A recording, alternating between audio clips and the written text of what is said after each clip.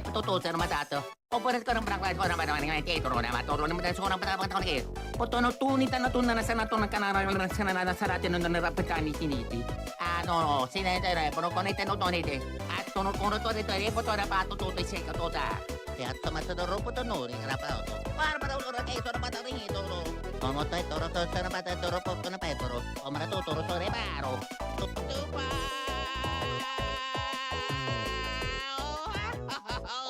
Who's number one now?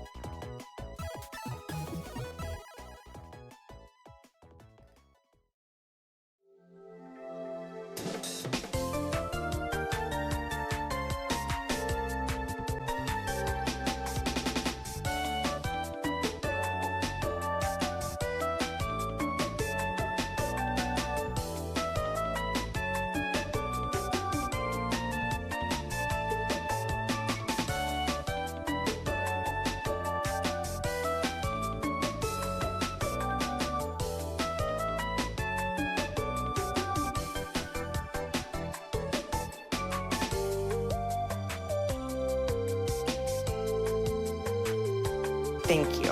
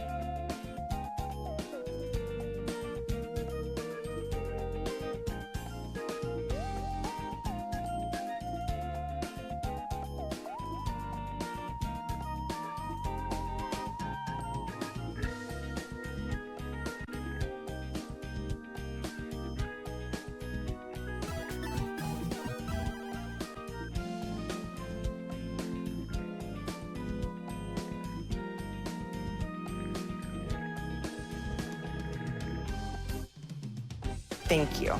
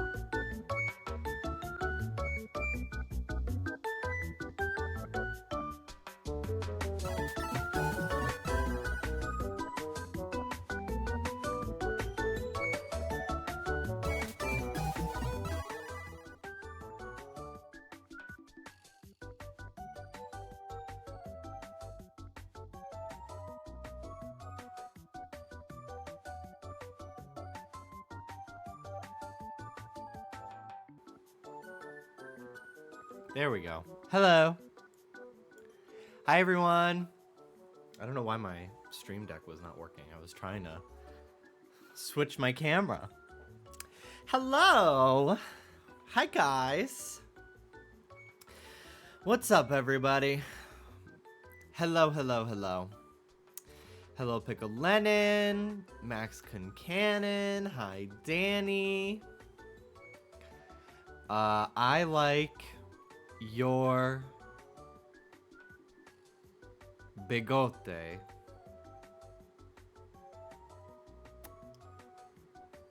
You're a bigot. I'm a bigot. I love Trump. Anyway, hi Fishman, Miss Fluffy Kitty, Rookie Trainer. Hello, Mandome. I hope you're recovering well. Clip that! Clip! Clip, clip, clip, clip, clip! Mustache. Oh, thanks. Thanks. Hello, Huntober. Hi, Marcine. Boople Snort. Thank you for the 3 years. Pussy in bio. Pussy in bio. Hello. Hi, Alex. Booble Snort, thank you for the 36 months. Hello, Marcine. Cherry Bell. Scott Mimikyu. Thank you for the 42 months. Thank you, thank you, thank you. Ivana, how you doing? But where is Dick in chemistry? So we all went on Twitter today, I guess.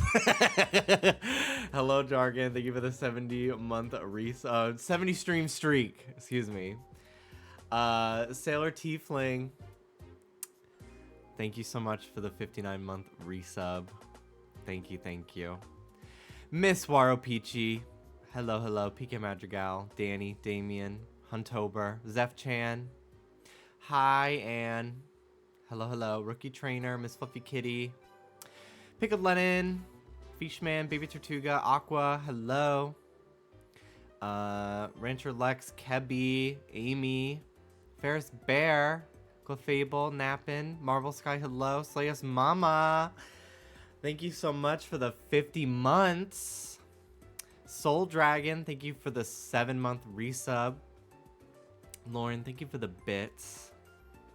Shrub Crossing, 18-month resub. Ferris Bear, hello. Slayus Mama, Average Soy, Brant's Boy, hello. Huntober, thank you for the 100 bits. Meta J, Puppy Surprise, how you doing?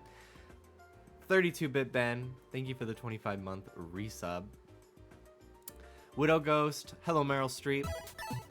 Alan, thank you for the 92-month resub. Holy freaking crap. Thank you, thank you. I'm trying to get that to load on my event list. I don't know what's going on with my computer today, but it's okay. It's fine. Ben, thank you very much for the 25 months. PK Madrigal, 37 months on tier 3. Thank you for all those Partner Plus points. Pilate, 26 months. Thank you. Nyakos, thank you for gifting that sub. Hello, Flo. Hello, hello. Anne, 59-month resub. Thank you so much. Hello. Hi, guys. I hope you're doing great today. I am very tired. So I was off. I took Sunday off because Hi, Antonio. I've been having... I'm doing better today. But I was having really bad, like, physical anxiety symptoms. And, like, a little bit of my OCD was coming back because I smoked a lot of weed and had a lot of edibles in January. And I drank a little bit too, and it just really messed up my brain chemistry. Too much in too close proximity to each other. So it just completely, like, negated all of my antidepressants and anti-anxiety medication, and I basically was like just a wreck. And like having, even when I wasn't really anxious about anything, I was still having like racing heart rate and jitters and like shortness of breath, and it was just really, really bad. So, yeah, I just kind of was a mess I was a little bit bad on Saturday, but I still streamed. I was able to calm down and I had a good time, but I was like, I need to take Sunday off just for my mental health. But I also took Monday off because I had a variety of things to do. I had some like work stuff that I don't know if I can talk about yet. But something that I can talk about that I did yesterday was I temp edited for an episode of Just Trisha Paytas' podcast. The episode went up today. I worked on it like all night last night. I think I'm gonna be doing 2 more episodes. I don't know. But yeah, Dallas's friend Oscar, who's now my friend, I would say, is her like co-host and editor, and he has a lot of other like jobs that he does. And like the Grammys were this weekend, so he's been very busy covering the Grammys for his other job. So he needed help with editing, and he reached out to Dallas, and Dallas was like, Jimmy can do it. And I was like, yeah, I'll do it. So yeah, I edited the podcast. I got the hard drive dropped off last night, and I was editing throughout the entire night. I sent it off this morning, and then I slept from like 10 a.m. to like fucking 4 o'clock in the afternoon. But yeah, I edited the entire episode, not just the Fierce Delicious clip. He's lying. No, he's not. No, I literally got paid by Trish through PayPal just an hour ago. I even have a clip of her. Hang on. Let me open it. Like edit that. Hang on.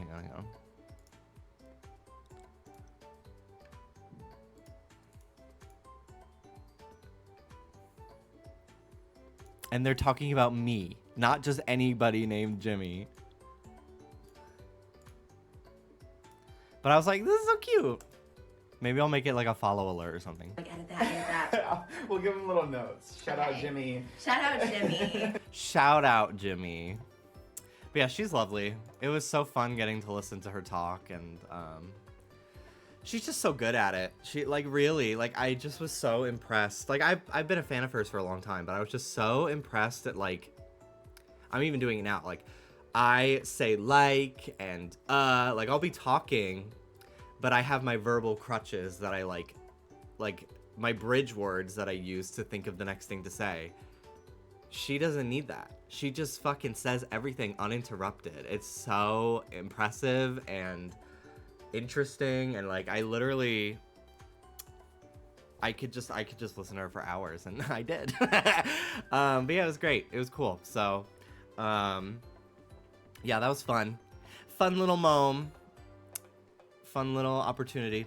So yeah, go watch the episode. It was great. I think I did a good job. There was a couple deep cut things that they referenced that I found B-roll for, because I was like, I know exactly what they're talking about. There's a part where they talk about like Miley having like, not like a diva moment because she was absolutely in the right, but like, I guess like the paparazzi or like her bouncer or something like fucked up her big reveal at like the VMAs or something. Like nobody was supposed to know she was in the car that she was in, and then surprise, Miley's in there.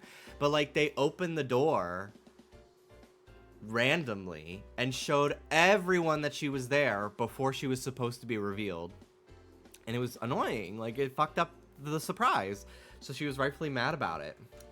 But yeah, and they were talking about that, and I was just like, I know that clip, I'm gonna find it. So I found it. And then there was another clip where Trish was talking about, oh my god, all my jewelry's in the bathroom, I'll have to go get it. Trish was talking about like going to Universal, and like she was like, I think I have some pictures with like the tour guides or something.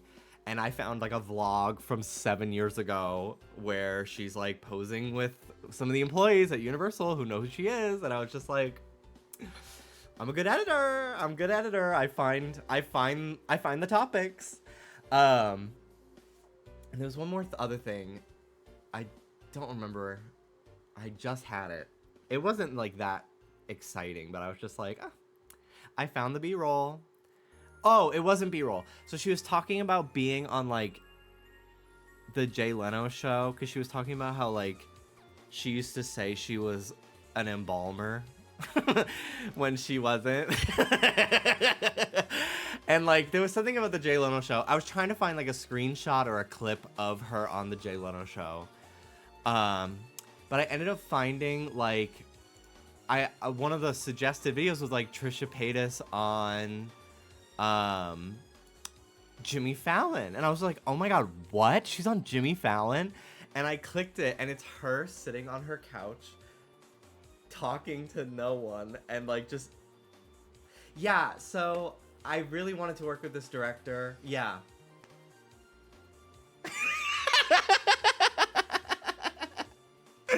It fucking killed me.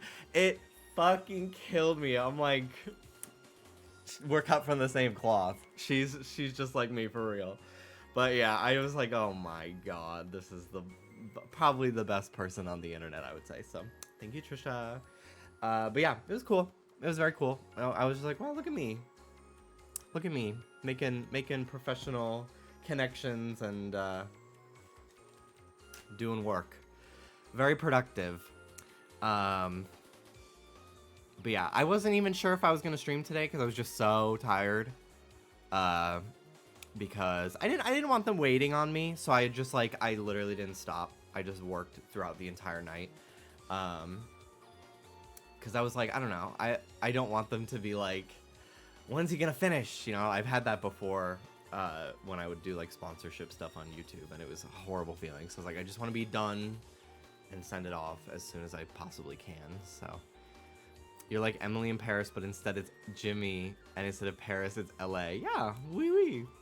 Someone I knew in high school was on Jimmy Fallon. Why? Why were they on Jimmy Fallon? Excited to see how you edited the Wendy doc. Oops. God, that would be certainly something. I was thinking they talked about Wendy. They talked about the Wendy doc on the podcast. But I was thinking about Wendy while I was watching Trish, because I was just like, Oscar's like her Norman. Like, it's very much like what I would expect like Wendy's podcast to be, I feel, if she had one, which who knows if where we're gonna get that Spotify one that she signed a deal for. Maybe after this movie comes out. It seems like maybe finally she's back in control of her life a little bit. Her family's surrounding her, so we'll see.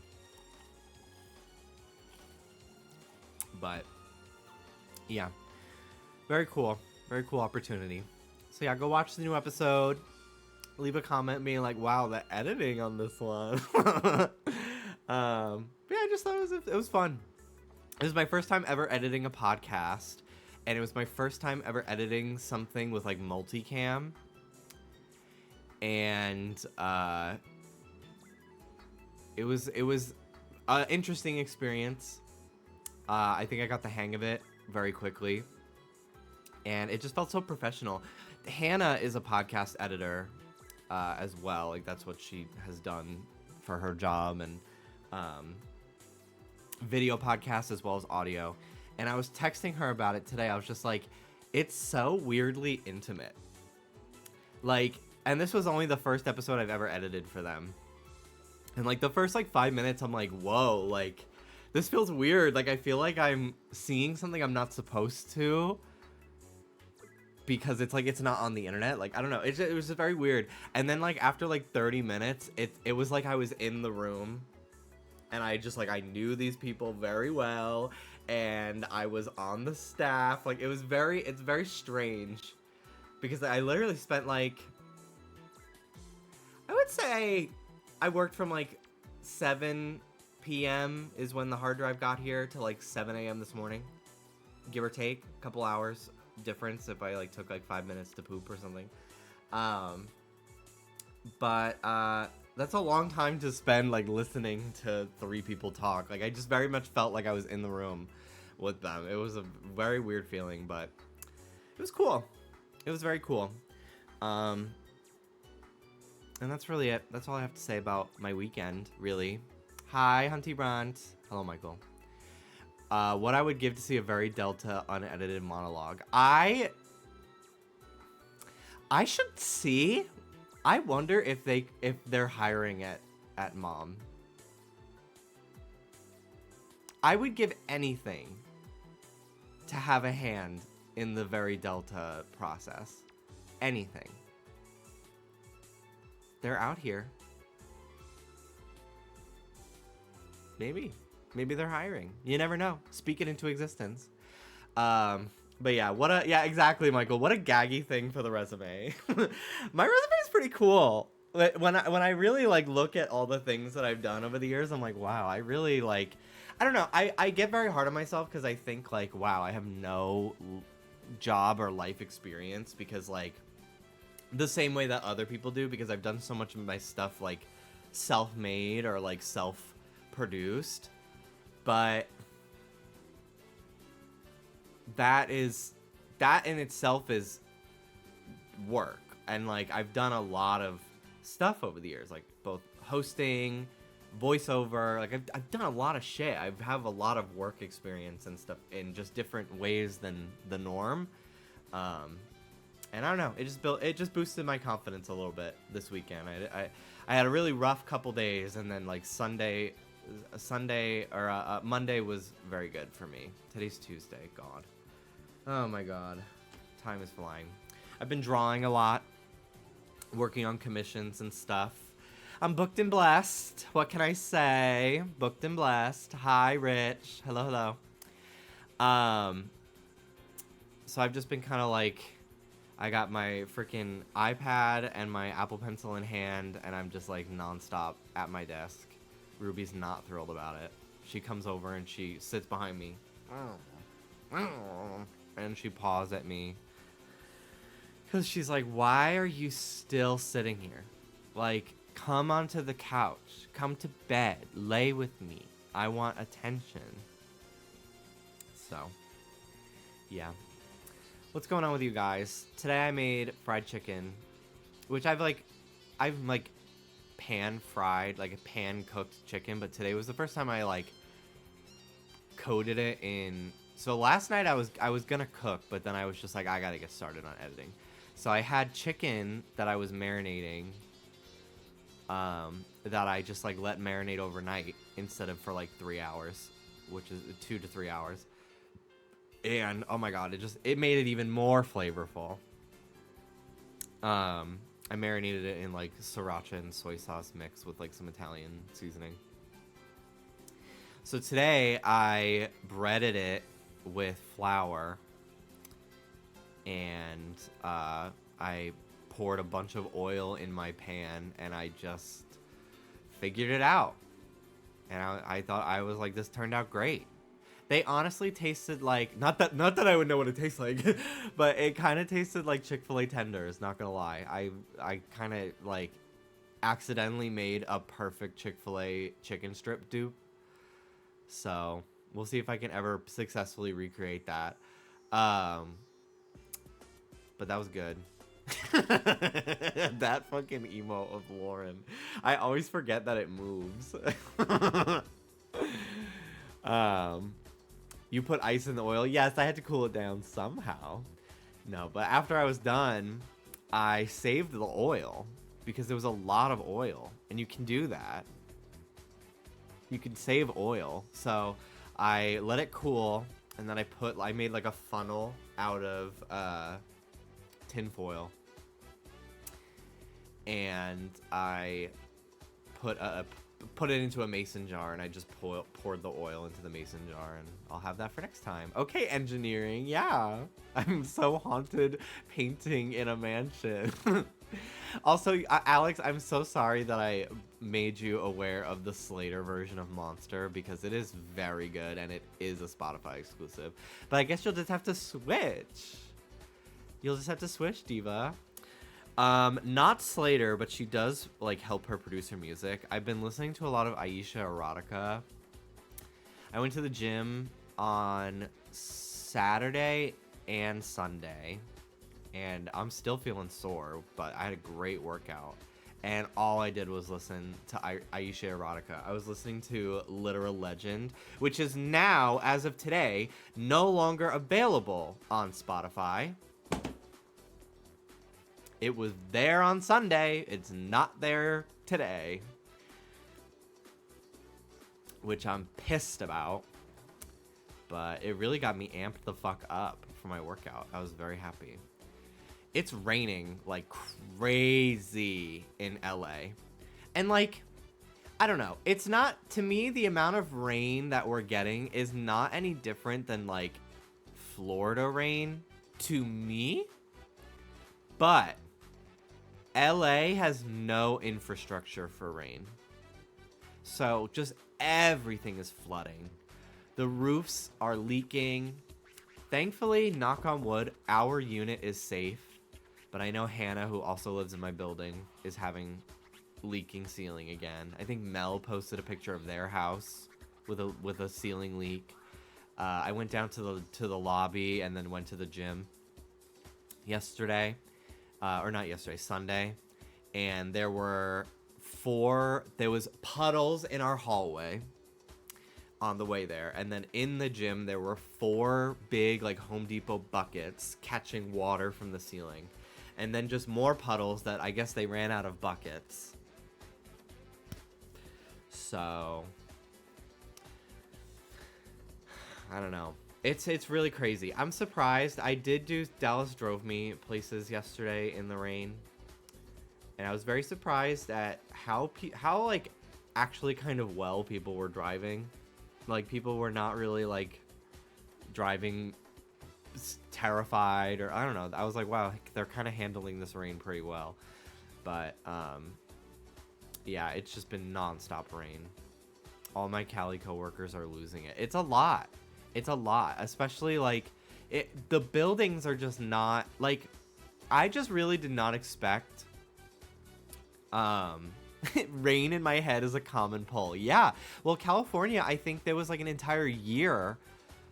Back when I used to visit LA, I would shower at my friend's house and I would be so conscious of how much water I'm using because there were droughts in LA. And like the last couple years, it's been pretty rainy. It's been more on the rainy side after a few years of drought. But LA just has so many mountains that they have to worry about mudslides, which was not ever a problem in like Florida or I guess even some of Texas. Now I know that the western half of Texas is pretty mountainous from our drive to California. I was not expecting that at all. But yeah, it's just like, I don't know. My family's house in New York that I grew up in was like probably like 100 years old or just about, because like it was my great grandma's house before my dad got it, and then like I don't know. Like, which my dad had to buy his house. My great grandma died and his dad inherited the house.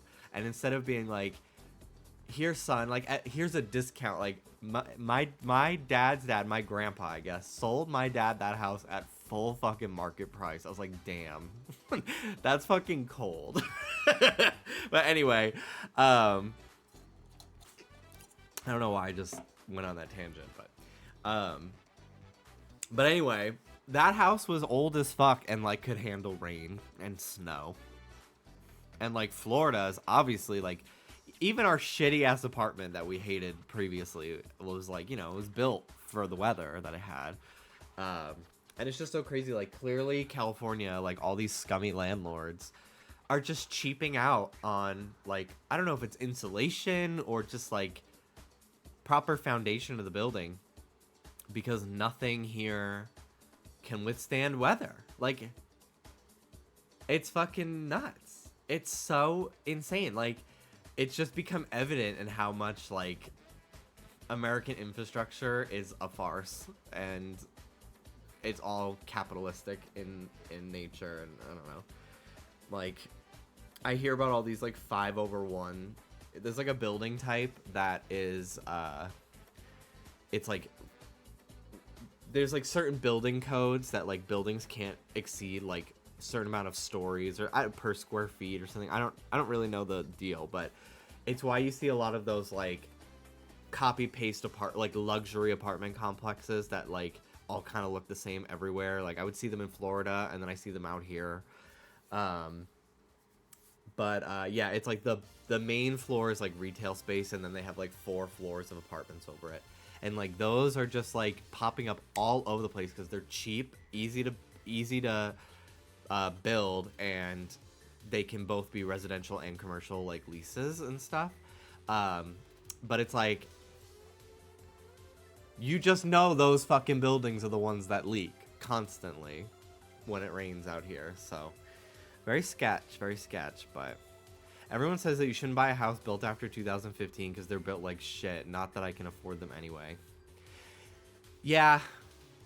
That's always been... I just personally like a lot of the character of older houses anyway. Dallas is not that. Like, if Dallas found out that, like, if we were ever buying a house, I think if Dallas found out it was built, like, this year, he'd be like, fuck yeah, like, new house. I don't want anything old. And I don't know. I just am, like, so... I'm a little bit more, like, sus of the structural integrity of some of these newer buildings. I don't know. I think just because, like, our last place, the walls were, like, paper thin. And we were paying, like, a lot of money for Jacksonville, you know? And I'm like, this place is a shithole. It's got bugs. The walls are paper thin. We heard our neighbors screaming and slamming every day for, like, an entire year and a half. And, like, they have the nerve to call this shit luxury. Yeah, fucking right. The roaches are living in luxury, not us. Hi, Ivan. But anyway. Whatever. Apparently in Seattle, AC makes your 3,000 apartment a luxury like it did in the 30s. Yeah, it's really... I did not realize... in New York, a lot of buildings don't have central air. But I was very surprised that, like, I don't know, places like Seattle and stuff don't have it either. California, it comes and goes. Like, our current place does, but a lot of the places that we were looking at on, like, Zillow didn't. Florida, most places do. But in New York, like, I grew up my entire life having, like, an in-window giant air conditioner that, like, loud, and it was, like, pleasant. Like, it was, like, white noise to me. But, like, I would stream with it back when I lived in New York, and people would be like, is that your computer? I'm like, no, it's my air conditioner. But I don't know, man. Times are fucking crazy. It's really...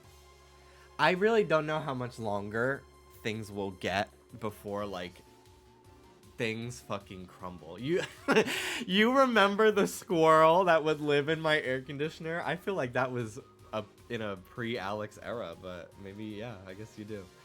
But yeah, there was a little squirrel that, like, would come and hang out in the little, like, cubby between, like, my window frame and my air conditioner.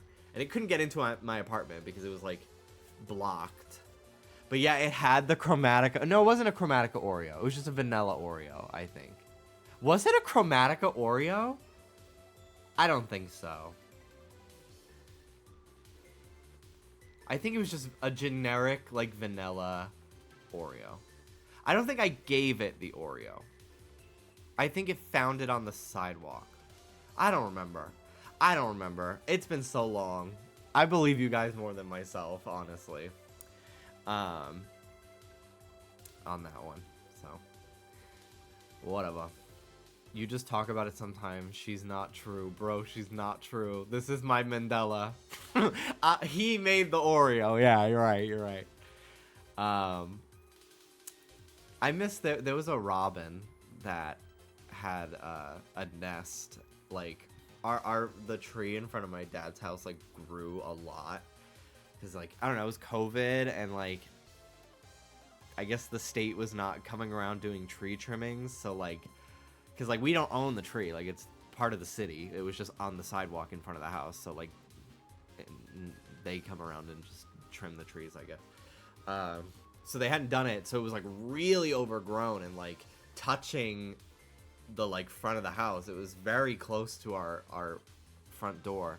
So I'd just sit outside in the spring, and I was like maybe like 6 feet away from this robin that had a nest, and it would just sit there in the tree all day, sitting on the egg. And I would just like sit and watch it and like, I don't know, play a Game Boy game or something. I don't know, just chill. And then I remember one day, like it hatched, and I remember like I leaned over and I took my phone and I like to get a better angle, and I like got a picture of the baby, and it was so cute. And then I remember one time, there was this, I was in my room and I could hear from outside this bird just like chirping like crazy. I was like, oh my god, what's going on?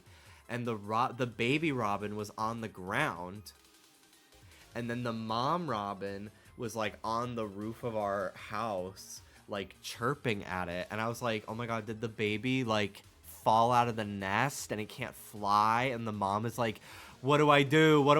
And like there were stray cats that live, my neighbor who unfortunately passed away, he would like feed the stray cats that would live on our street, which was great because then we wouldn't get mice in our house. Hi, Ruby. And then after he passed away, after his favorite cat Midnight passed away, and then he passed away as well, and my dad was like, I'm not feeding those fucking cats. Are you kidding me? I don't want them hanging out on our fucking front porch leaving fleas everywhere. And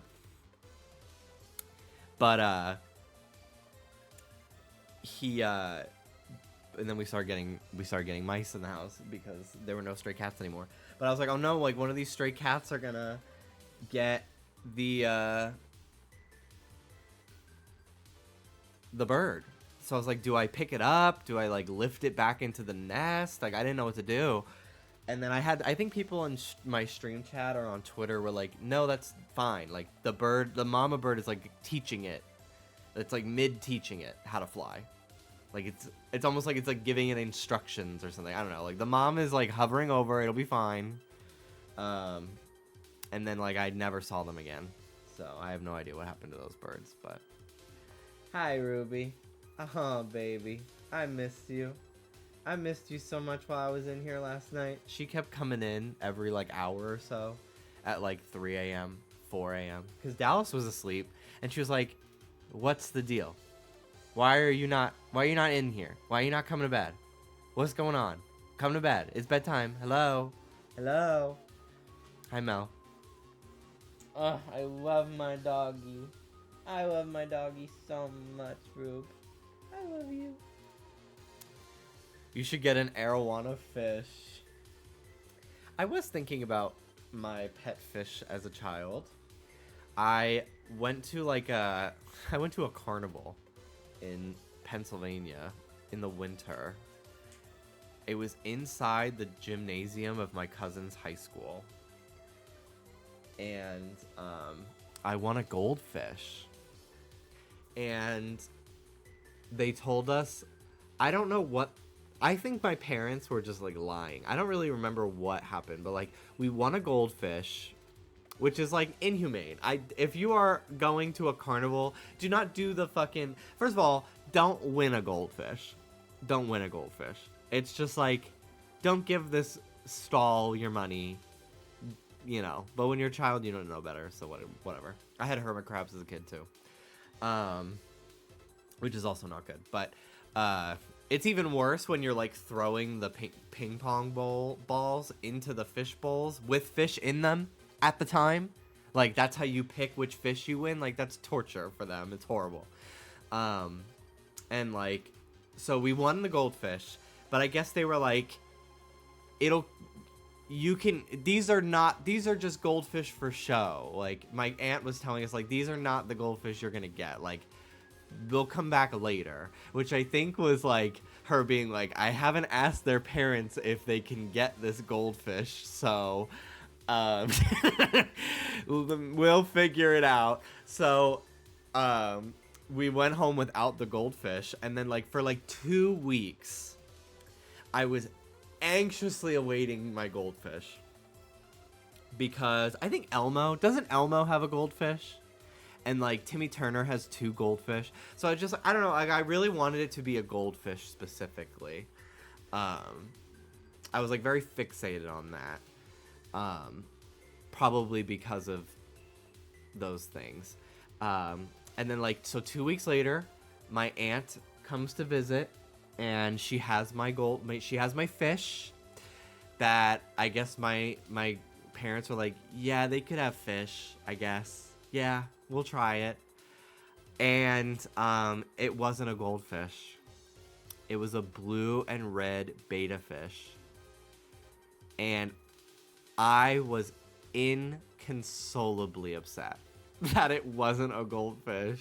I was so fucking sad and disappointed that it was not the fish that I had like made a mental connection with at the carnival. It wasn't a goldfish. Like, it was so dramatic. And I was probably like 6, so like whatever, but I don't know, I was just so upset. And then they kind of made me feel better by being like, it's blue like Thomas. Like Thomas the Tank Engine. And I was just like, you're kind of right, actually. It is blue like Thomas. And I named him Funny. Funny the betta fish. And he lived for like 7 or 8 years maybe. And yeah, I took pretty good care of him. I had him in my room. I had him in a pretty big tank for a single goldfish. Or a single betta fish. It was actually a hermit crab tank that we repurposed. Because we had all the gravel.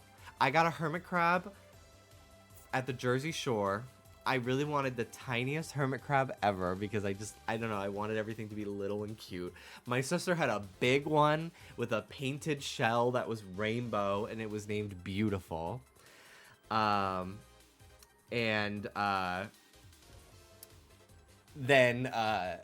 mine was a tiny little blue hermit crab in a blue shell, and I named him Little Guy. And he died in like 4 days. And I was a wreck. And I was so pissed at my sister because Beautiful lived for 3 years. I was so mad. I was so fucking mad. But we had a funeral. I had my friend Michael come over because he was with us when we got our hermit crabs. So I was just like, he needs all his friends here. So Michael came over and we buried Little Guy in a little like earring box in the backyard.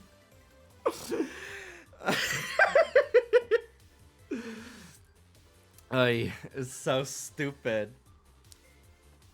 And then yeah, and then so yeah, then we had Funny. My sister got a betta fish as well. I don't remember hers name. It died in like a week tops. But Funny lived for a really long time. And yeah, he eventually, I don't remember when why he died. I think he just was like maybe old. I don't know. We took very good care of him. Like, I took very good care of him, and then eventually we moved him into the like kitchen, so that way, like, my dad just really, I don't know, or no, actually, Funny was always in my room. We had a second goldfish. My grandma, she lived alone. She didn't have a husband or anything like that, and she wanted fish because she couldn't love her own children, I guess. We don't talk to her anymore. But anyway, I remember going with her to the pet store to like pick out like the different fish that she was gonna have, and like her big fancy tank with like an air purifier or like a water filter or whatever. It was like a really high-end fish tank. And after like a month or so, she was sick of it. So, and then around that time, I won another goldfish. from another fair in the neighborhood. My sister won one as well. We both won goldfish. And I don't know if I've told this story before, but I love to really not like embellish, but I love to really exaggerate on details sometimes. And I don't know at this point if I implanted this memory in my head. I know that I definitely dropped the fish in the plastic bag. Like I was carrying him around for the entire night in the plastic bag. And I know I definitely dropped him while walking up the stairs to a ride. But I don't remember if the ride was on and I lost my grip, or I just like, the ride hadn't started yet and I dropped him. I don't remember. But either way, that incident, I could not believe that he lived. I thought the bag would have popped. Like, he fell, like, at least, like, 15 feet. So, I was like, I couldn't think of a name all night. And then when he lived, I called him Survivor. Because not only did he live from falling 15 feet and hitting, like, concrete in a parking lot, that night, we brought home my goldfish and my sister's goldfish, and we put it in the really fancy tank that we got from my grandma. And Survivor ate my sister's goldfish overnight. So I was like, well, that settles it. Like, his name has to be Survivor, because not only did he survive a deadly fall, he also was, you know, natural selection. He survived in the fish tank of the two fish. He fucking ate her. Like, there was no remains. The whole fish was gobbled, bones and all. I don't know what. Like my dad, we were old enough at that point. Like, if the fish died, my dad would have said the fish died. Like, we were all like, where's the other fish? Where is it? Where the fuck is it? So we're like, it had to have eaten it. It had to have fucking eat it. I ate him right the fuck up. And then Survivor lived for literally like 8 years. Like, he lived a really fucking long time. And I remember it would piss my parents off because, like, we didn't go on vacation really ever, but there was like 1 week out of the year where, like, we would go to the Jersey Shore, and that would be our yearly, like, little vacation, because, you know, it's in their price range. It's a 2-hour drive, like, and, you know, it was just like a thing that we had done our entire lives. But it would be my parents would get so fucking mad every time they had to, like, gently hobble across the street to, like, drop off the fish tank to one of our neighbors' houses for a week. And, like, that way there's, like, someone can feed it, and, like, they don't want it to spill or drop it, and it was just, like, such a pain in the fucking ass. And these fish would just, like, they lived for so long. They were pissed about it. My sister also had a hamster. His name was Pepper, actually. And he was pretty cute. I'm the only person he ever bit. Because my sister was, like, a little too young, I think, to have a hamster, but she really wanted one. So she got one for, like, her 10th birthday or something like that. And he was gray, and his name was Pepper. And he was very cute. He had a really big cage. Like, my parents went all out on little Pepper's cage. Actually, I wonder if my mom had passed away at that point, which is probably why we got Pepper, because I think my mom would have been like, no. Like, that's the whole reason why I, like, was on YouTube as much as I was. Because, like, for a long time, my mom was like, you're not allowed to show your face. You're not allowed to say your name is Jimmy. You're not allowed to say you live in New York. Protecting me, obviously. And then after she died, I had unrestricted, unsupervised internet access. I think it turned out okay, but I'm just like, I probably would not have gotten away with, like, half the shit that I had in my life if my mom was still alive during all that. I would not have been able to watch Jersey Shore or Degrassi as much as I did, for example. I definitely wouldn't have been able to go to the Shore store. That's for fucking sure, if she was alive. Because she was very, like, I wasn't even allowed to watch, like, Family Guy or even The Simpsons, because she just didn't want, like, she didn't want her kids to go around like, she knew that I fucking repeat shit that I hear on like, I still do it with like TikTok. Like I have my little fucking verbal phrases that I just like, my brain's like, say it. Say Da Vinci, like say me bum zoo yeah yeah yo. Like you gotta, like you just, I can't help myself. So she was like, I don't need him doing bird is the word. Like I really don't. I don't need him saying the offensive shit they say on South Park and Family Guy. I don't need him trying to be like Bart Simpson, who's like, she saw as like disrespectful and I don't know, just whatever. Now look at you watching all of Family Guy. I know. Yeah, so anyway, my sister had Pepper, and I guess one day we had a bunch of friends over, and Pepper's cage fell over. And he was like zooming around my sister's room. All my friends were screaming and like afraid. And I came in because they were afraid to touch him. Like they didn't know what to do. And his like heart was like beating like crazy. And he was just going nuts. Like, and like I think they thought he might have been having a seizure because of like shock. So I picked him up. I caught him. And he was so freaked out that he bit me. And it didn't really hurt. But it was like, oh my god, it shocked me. I didn't know he was gonna bite me. But you know, the big brother has to come in and help out. I gotta do what I gotta do because like I knew she would get in trouble, and like if she got caught, like her fucking hamster she's supposed to be taking care of like fell over, you know. So I was like, I gotta help out. So I'm the only person that Pepper ever bit, and then Pepper lived for like another 6 months. I think he lived for like over a year or so. Marinated Mars, thank you so much for the 32 months. Which like hamsters usually live for like 2 years, I think. At least in captivity. I don't know. I just remember like Jenna Marbles' hamster Ad dying, and it was like a whole thing, and it was whatever. But we came home from school one day, and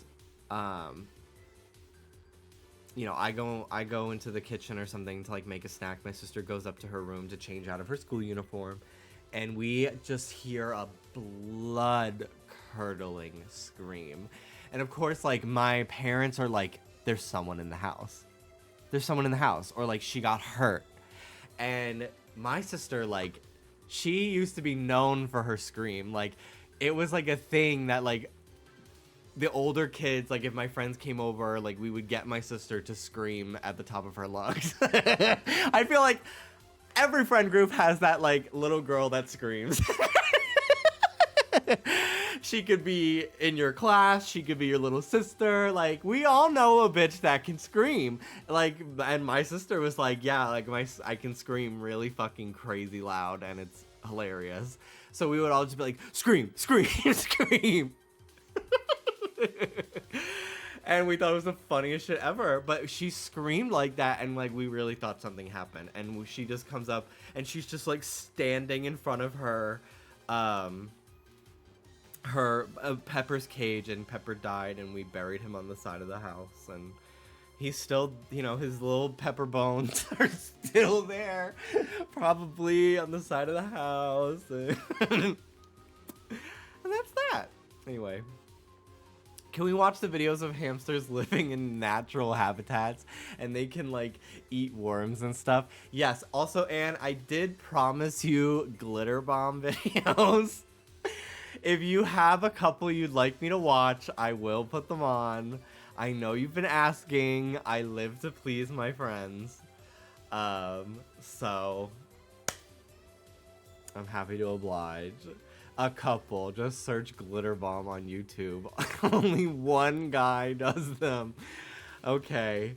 Okay, I will. I do think I'm gonna draw tonight. I have 2 commissions that I'm working on right now.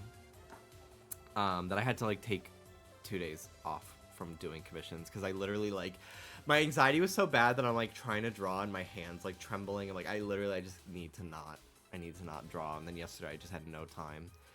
So I have a sketch that I gotta pump out. I told them I would have it done by tonight, so do that. I felt really bad today. Today's my aunt's birthday, and like I'm pretty close with all my aunts, but especially my lesbian aunt that I talk about all the time, and my aunt Noreen. And today's her birthday, and I called her at like 6, but she didn't answer, and I forgot that she's 3 hours ahead, and she goes to bed at like 8 o'clock. So I'm like, fuck. So I left a voicemail, so hopefully she gets it. But I'm like, oh, I don't want her to think that I forgot her birthday, you know. So, yeah. Anyway, okay, let's watch some let's watch some glitter bomb videos. This anxiety thing sounds serious. I mean, it kind of was. It kind of was a little serious. It was not fun. It was really stressing me out. Can we watch the Squirrel Olympics too? Okay. First, glitter bomb. Glitter bomb. Okay. Oh, I've seen this guy. It's like revenge glitter bombs. I really thought Anne just wanted me to watch like some guy torture like unsuspecting people. Like I didn't realize it's like this guy who I really thought like Anne just wanted me to watch like this guy who runs up to people on the street with a glitter bomb and just runs away, like assaulting people.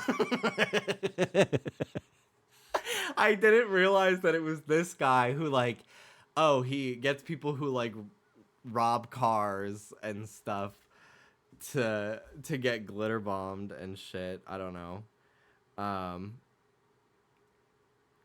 Anyway. Okay, car thief gets instant karma. Okay, let's pull this over onto this monitor. Oh, I have to switch. It's wrong tab now. Hello, Mega Man. I would really like to play the Battle Network games. I really would. Okay. Can you also bring it on to the queue? Oh, like on the TV. What? Let's see. You need to watch Putt Putt tool assisted speed runs. I can't handle that. I can't do it. I'm very honored to be in the presence of so many locals. Hi, David. We're watching glitter bomb videos. Hello. Hi. Hello. Okay. Welcome in. Thank you for the raid. Okay. All right.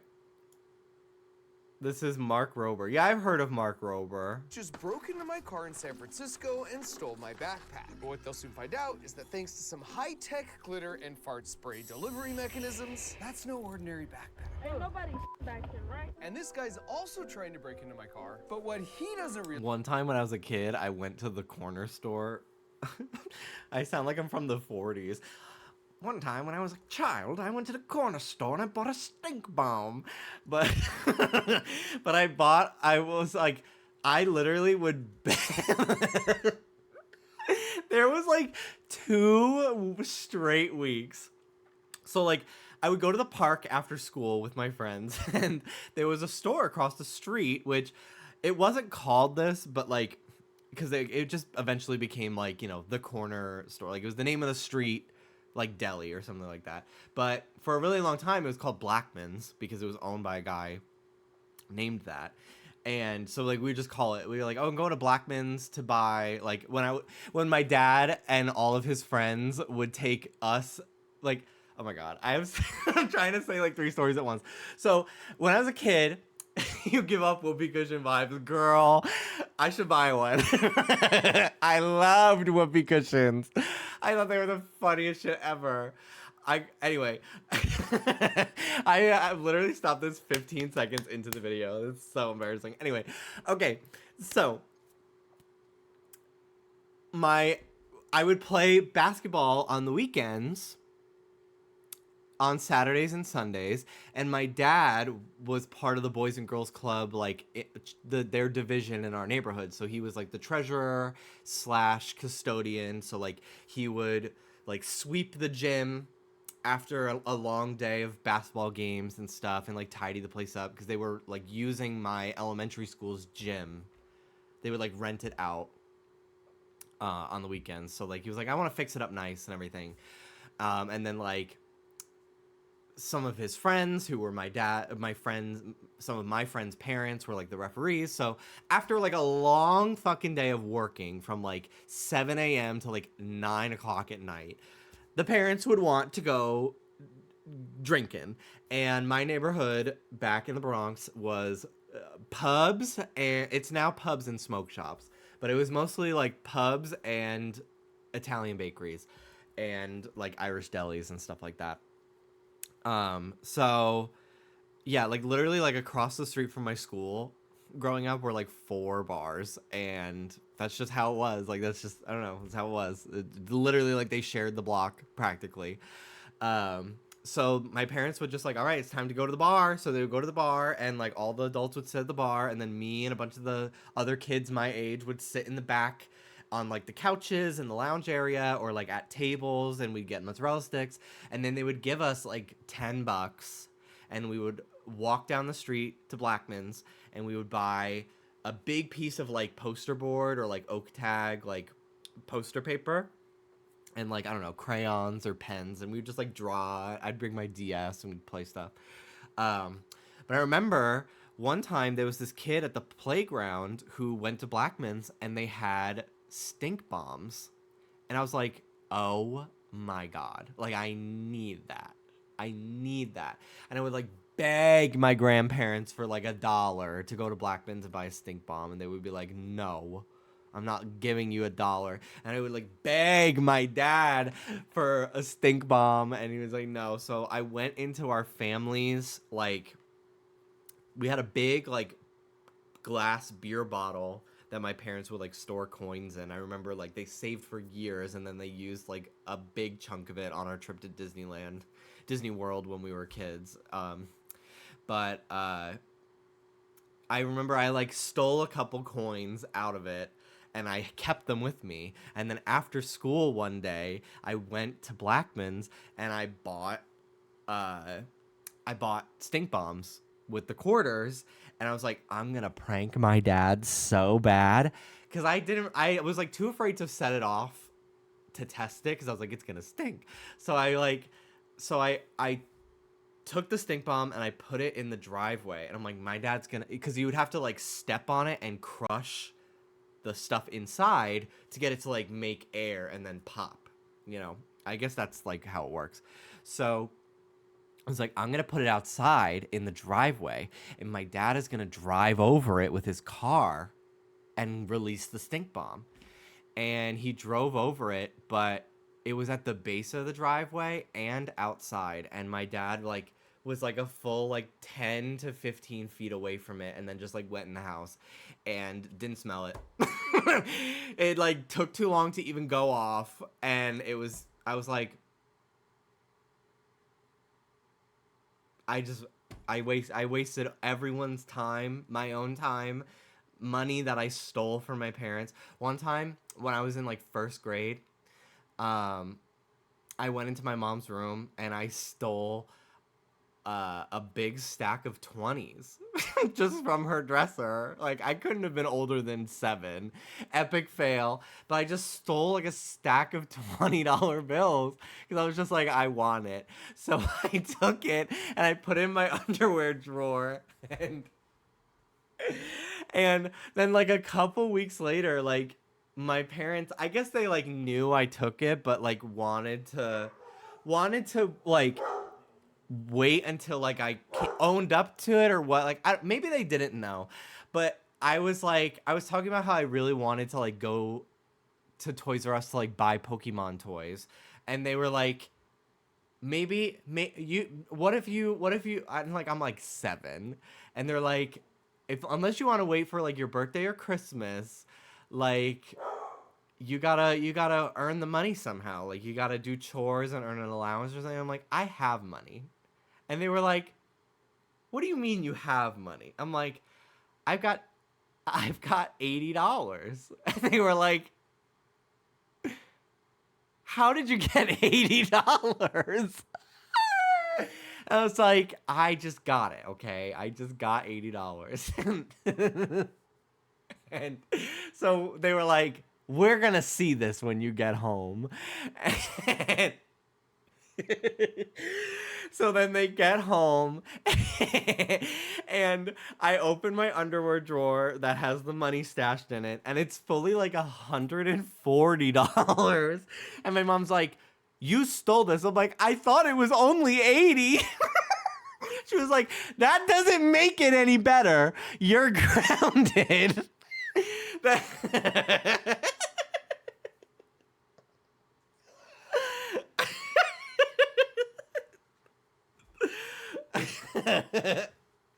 You said, lend me my check.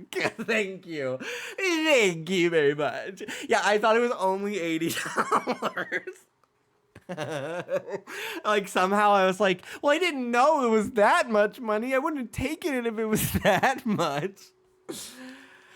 Anyway, yeah, when I was a kid, I got in trouble one time because I've told this story.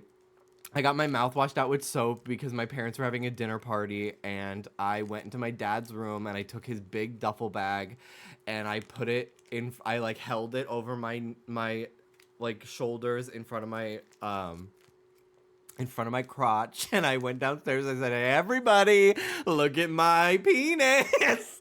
And I like shook the fucking duffel bag, and my mom, without saying a word, like hell froze over that day. She fucking pulled my ear and dragged me to the bathroom and washed my mouth out with soap. It was that brand soft soap, that antibacterial soft soap with the fucking clownfish on it.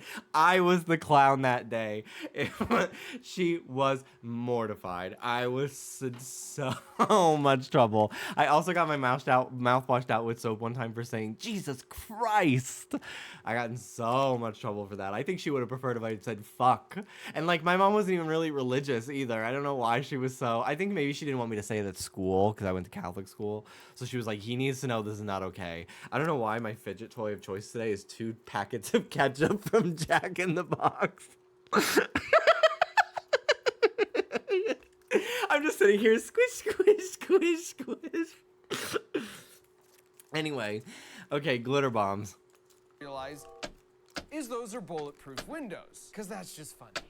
Every year, 20,000 cars are broken into in the city of San Francisco. But who's behind all these break-ins? Like, is it organized crime or gangs or just random individuals? And then what happens? Is this the guy from Vsauce 3? Just like when we use the power of glitter to infiltrate and shut down those terrible scam call centers in India, I'm happy to report that having teamed up with a veteran investigative reporter and gotten our bait car broken into 25 separate occasions over the past 8 months, we now have a much clearer picture The of what's third going on Vsauce and movie. even some thoughts on how to stop it. And as this video the is third conclusive Vsauce finale channel. to the whole glitter bomb It was like series, about like this time gaming for or reals, something. I don't I'm remember. so happy to report that we finally got some really good reactions to that perfectly harmless yet wretchedly abhorrent fart spray, including one that's not too far off from Macaulay Culkin. Macaulay Culkin. Vsauce is that bald guy that's like, hey, Vsauce, Michael here.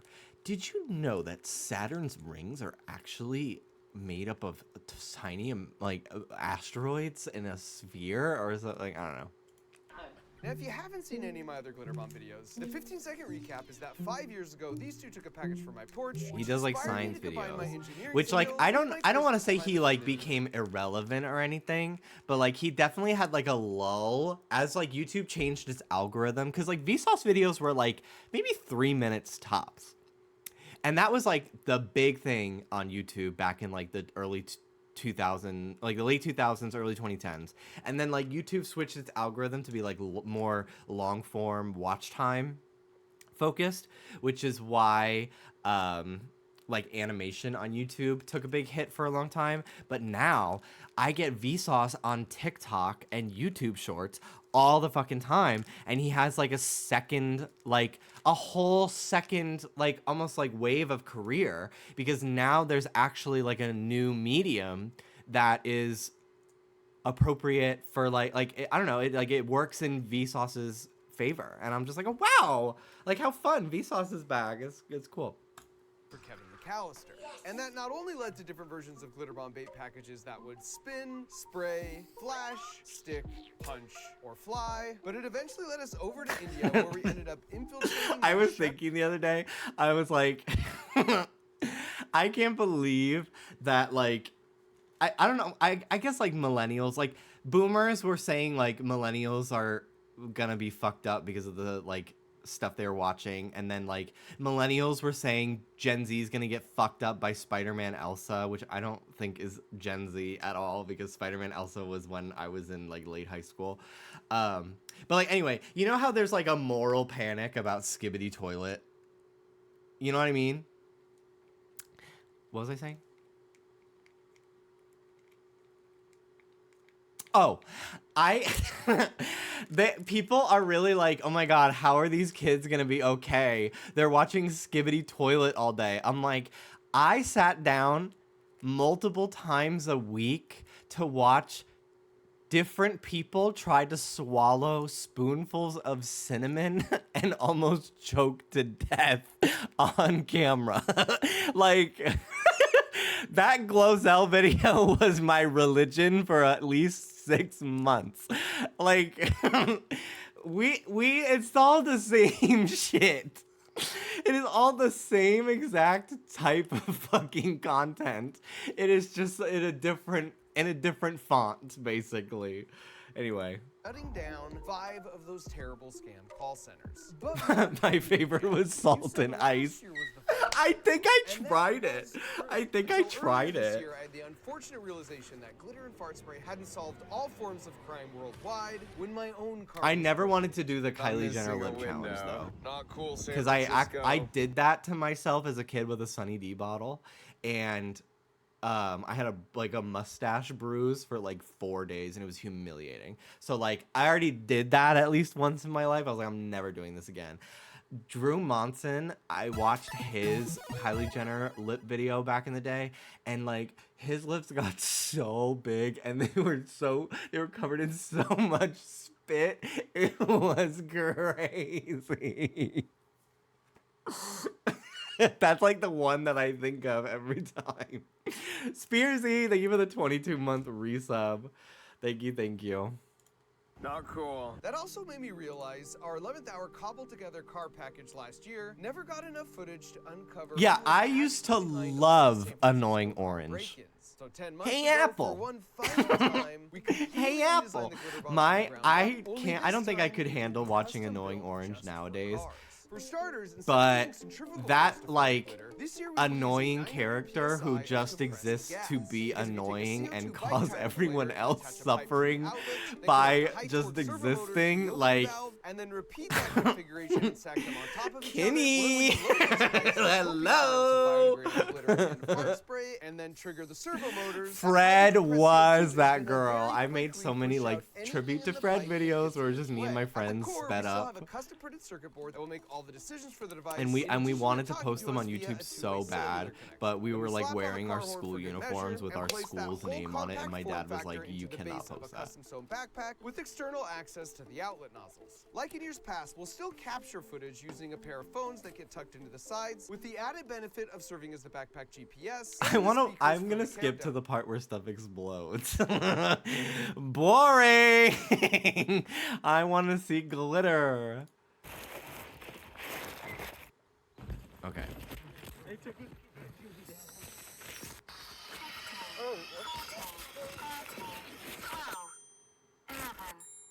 In the end, he changes his mind not just about our backpack, but our laptop too. I should do this. I should put this on Ruby's collar.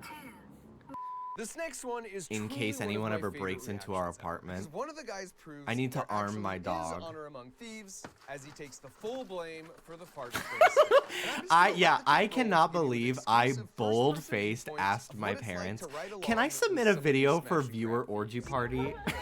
There's this guy on YouTube, Shane Dawson. He's so funny. I want to make this in like 5th grade, 6th grade. I'm like, can I send in a video for this? I didn't even know what the word orgy meant. How wildly inappropriate. Again, unrestricted, unsupervised internet access. Like, I should not have been watching those videos. Sorry, baby.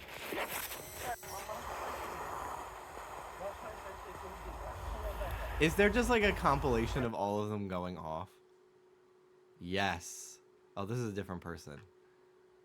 Glitter Bomb compilation.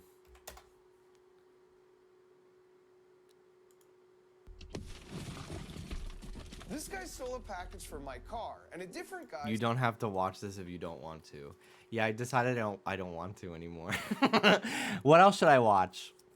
Ooh, sorry. Hamster.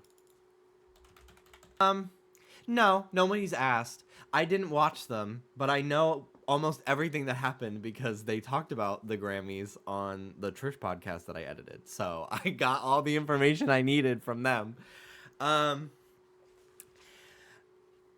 Do we think it's a little, I don't want to say tacky, but do we think it's a little bit odd or rude to announce your next album at the Grammys? I will give my opinion after I see your responses, because I don't want to sway the feedback.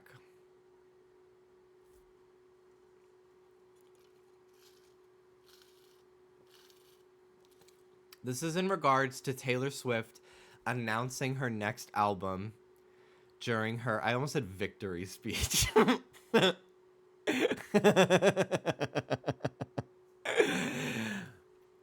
Personally, I don't think so.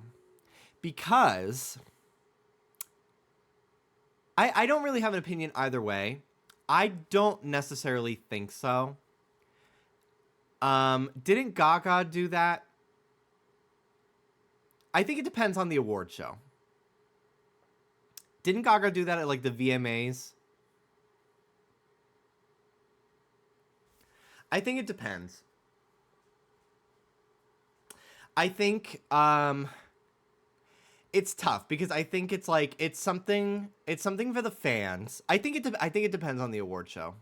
I think the Grammys have this like view of like, I don't know, they're held in higher regard.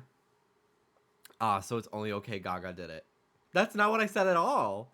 I said if I'm going to come for Taylor for it, I have to come for Gaga. Like, I'm saying, like, I thought it was a cute moment when Gaga did it years ago. So, like, it would be hypocritical of me to think it's wrong for Taylor to do it, is what I'm saying. But I think it just depends. I don't know. I think it's a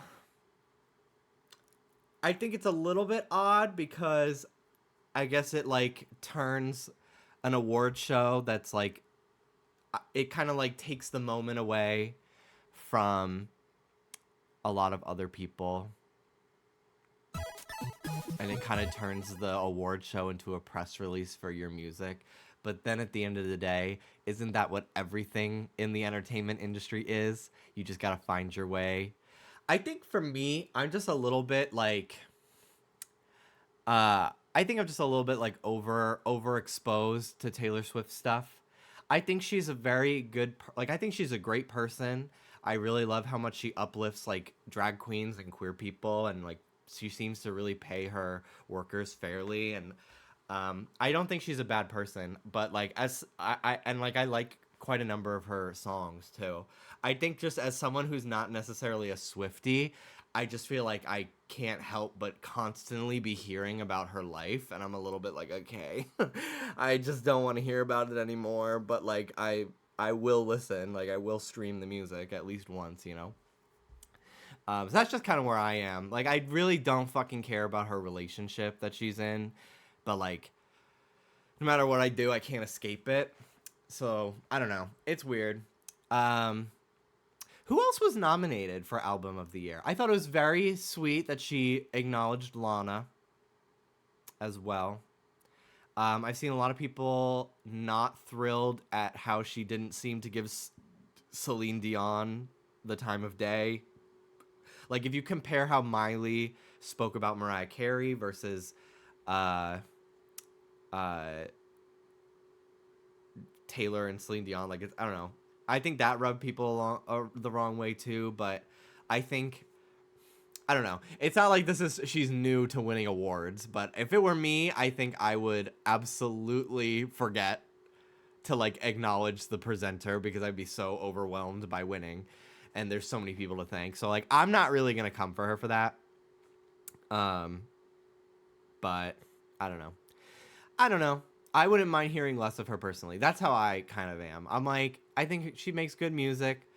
But I think her fans can be, like, overly parasocial to the point of it's annoying sometimes. In terms of, like, how they speculate. Like, I think it's really inappropriate when people, like, speculate on her sexuality. Like, that's her business, first of all. And second, like, I don't think she's gay. Like, I feel like there's people can be very inappropriate about her. So I think it's really more just like the media, like the media frenzy about her is a lot, not necessarily her. And I think, yeah, the parasocialness of her fan base, a certain aspect of her fan base. Because I have friends who are really like Taylor Swift, and they just like her music, and they think it's cool to, like, find the Easter eggs and promoting her music. Like, I think that's all good and fun. You know, like, I don't think there's anything bad about that. But yeah, I don't know. But that's really the only thing from the Grammys that I can really remember. Like, she really kind of stole the show, I guess. I can't believe that Miley Cyrus only just won her first Grammy. And it was for, like, a performance, too. Like, it was a performance Grammy that she won. So crazy. But yeah, who else was nominated for, like, Album of the Year? Did Beyonce not win for Renaissance? That gagged the shit out of me. Would she have been nominated last year or the year before?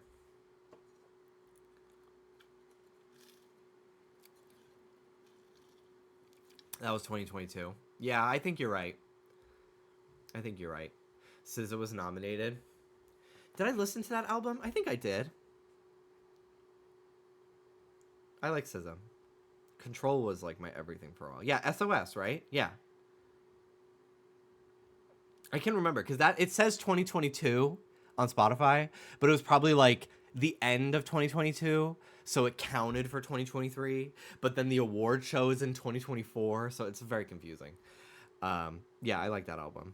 I wasn't sure if it was another new one. Yeah, I don't know. I don't really hold much stock in award shows. Like, I don't watch the Oscars. I don't watch, like, the VMAs. I don't watch the Golden Globes. Like, I can't sit through all that for that long. But I will be sweeping every category at all of them someday. So tune in. But yeah, I don't know. I don't know. That's how I feel about the Grammys. Like, I don't know. I think it could be, like, a little bit kind of making it all about you, but at the end of the day, like, they're celebrities. Like, they're all gonna make it all about them in one way or another. So, you know, I'm not gonna come for her for announcing a new album. Like, the only people, like, honestly, I don't know, how many people are really watching the Grammys if they're not, like, a fan of the people nominated? Like, I don't know. Like, I don't even think I would have brought myself to watch it even if, like, Gaga was nominated or something. Like, Jimmy, please boo Anne. Boo! Boo Anne! Like, I don't know. I don't know. If most of the audience watching on TV was probably Swifties, then, like, yeah, you know what? Whatever. Announce something for the Swifties. Like, that's kind of fierce. So yeah, I don't really have an opinion personally on her announcing a new album in her acceptance speech. Thinking about how many times Beyonce and Taylor were in a Female Artist of the Year category in VMAs and Taylor won. I wonder why. First of all, yeah. Yeah. I think I think Nicki Minaj has brought up a very similar problem with the Grammys. We've seen it with the Academy Awards for the Oscars and stuff as well. Was it Black Klansman that what's his fucking name? Adam Driver, the only white guy from that cast was the one who got nominated for an award. I think Aubrey Plaza made fun of that. Like, it's such a common problem.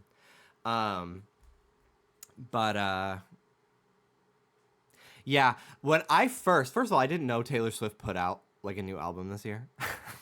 Like, I thought it was just like 1989 Taylor's version. Like, I thought she won for that. And I was like, they did not just give her a fucking Grammy for an album that came out years ago over, like, I don't know, anyone else. Like, that's what I thought she won for. So I was just like, no fucking way. Like, this is a stunt. This is a stunt. And then I found out that, like, oh, she did put out a new album this year. So then I was like, oh, okay. At least it's something that came out this year. But then I was just like, I follow a lot of gay people. I follow a lot of Swifties. I did not see buzz this year. I did not see buzz surrounding Taylor Swift's album that won. And, like, yes, I'm not, like, a Swiftie myself. I don't keep up with her. But I was just like, very interesting. I need to see who else was nominated first before I keep talking. Because maybe the other nominations... Grammy Album of the Year nominees. Also, P-Stone, thank you so much for that resub. I sometimes wait till I finish my train of thought to read them, and then I just forgot to go back and read it. Thank you for the 40 months. Thank you. Okay. Here are the Album of the Year nominees of the 2024 Grammys.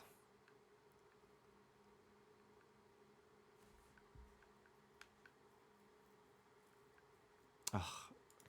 The Grammy website is like, pay to read more. Who is nominated for Album of the Year? Okay. Miley Cyrus, Olivia Rodrigo, Janelle Monáe, SZA, Boy Genius, John Batiste. I have never heard of John Batiste. I think I've heard of Boy Genius.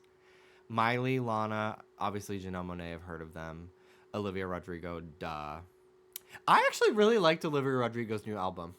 I was very happy that she went more in the direction of Brutal and Good For You from her first record. Because I'm like... obviously, I'm not the target demographic for her. Like, I'm a 26-year-old man, and her music is for, like, 15 to 21-year-old girls. So, like... I get it. But, like, my music taste, like, I'm not really interested in listening to, like, ballads, really, as much nowadays. Like, so I was, like, I thought she had a good record with, what was it, Sour? Was that her first one? But I was way more interested in, like, the pop punk type music. So I was really happy that her album she put out this year was more that kind of music. I ended up putting, like, 6 of her songs in my likes. It was great. Janelle Monáe, I did not know she put out a new album this year. Yeah, or last year, I guess. I did not know that. I heard about her a lot last year because of Glass Onion. But I did not know that they put out a new album this year. So... but yeah, SZA, I think SZA's album probably could have taken it. I liked Miley's. Lana, I did not like that album, personally. I think Lana deserved a Grammy for Norman fucking Rockwell. And I don't think she's ever going to get one if that one didn't get it. I did not like this what was it? I know A&W was like the only song from that I liked. I listened to that album while a little stoned, like, earlier, or, like, last year. And the fucking, like, 3 or 5 minute long, like, church sermon was the most terrifying thing to listen to. I literally felt like I was in the room at church, I could smell the incense. My brain fabricated the scent. It was horrible. I did not like that album. So I don't think Lana was necessarily snubbed personally. I didn't. So like, you know what, Taylor, take it. Now I think it would have been great if SZA won, because I just feel like SZA deserves more accolades. She makes great music, and so many of those songs on was it SOS? Is that the name of the album? Yeah. Like Kill Bill.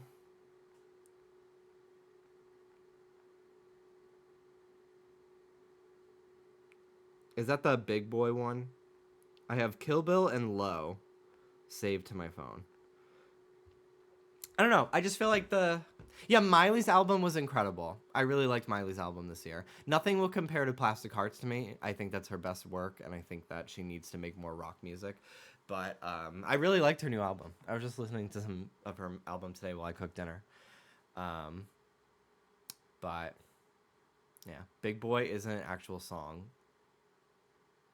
No, it's like lyrics. It's not the name of the song. I was saying, like, is that the one that lyric is from? Because like that was big. That's been big on TikTok.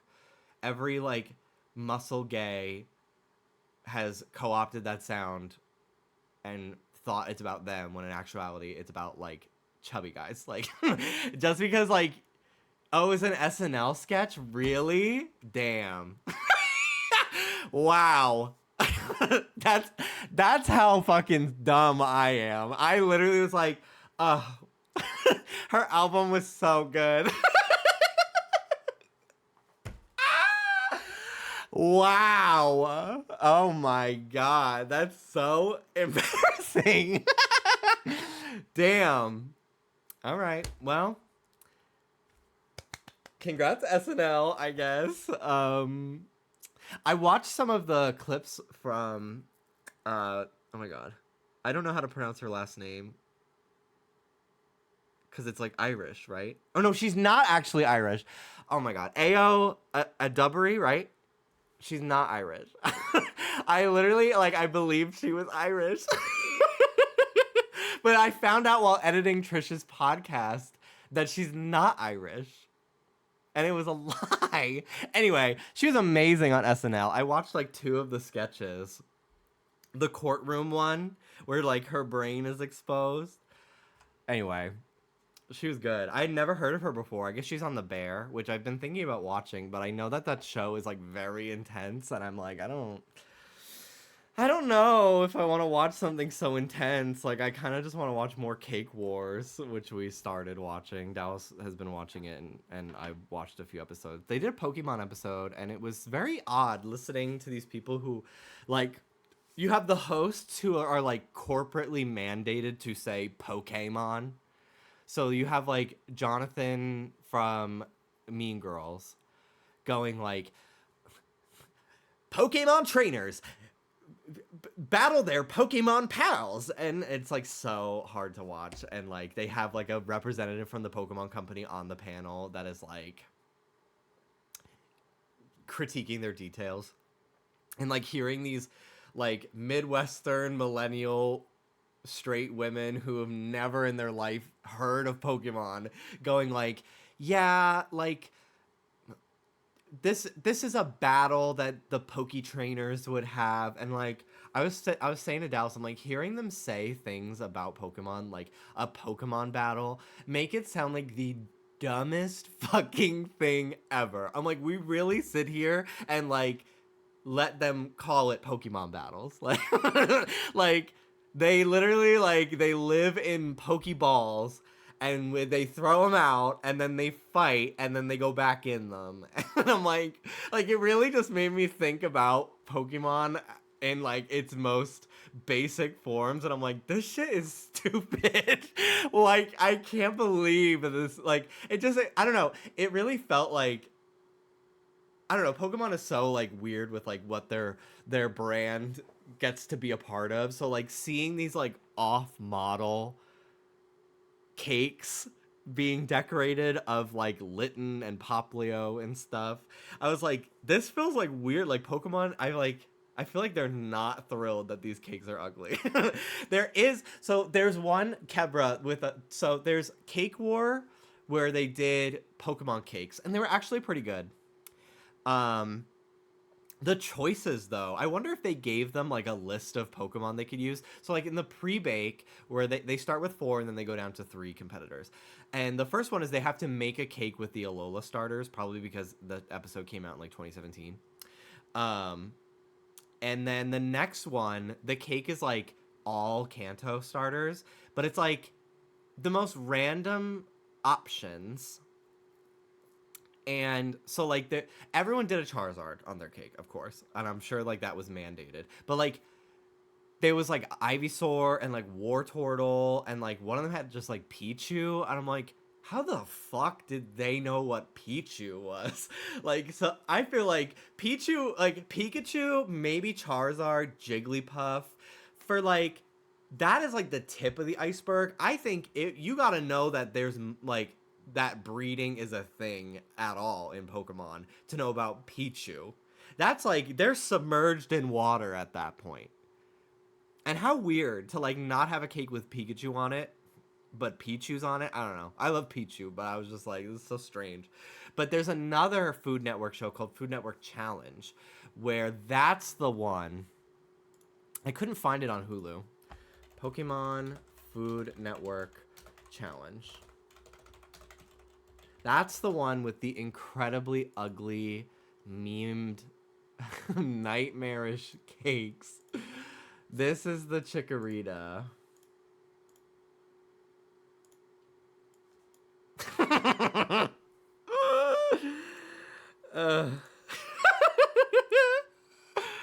But yeah, this was the one that the Pokemon Company did not acknowledge after this episode aired. They were like, ew.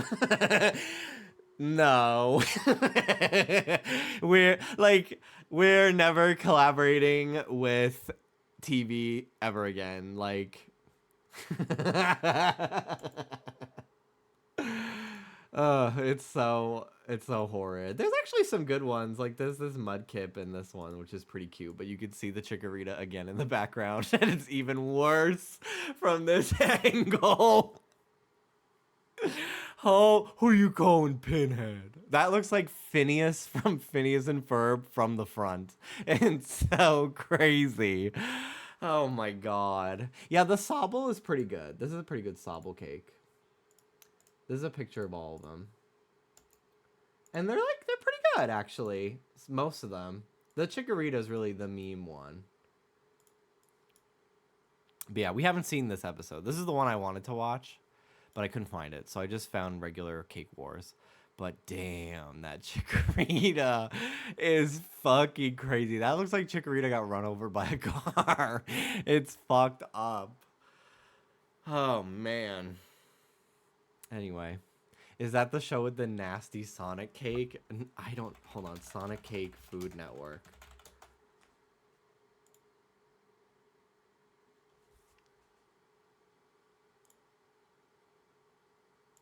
I don't know. I don't see any like Sonic Cake episode.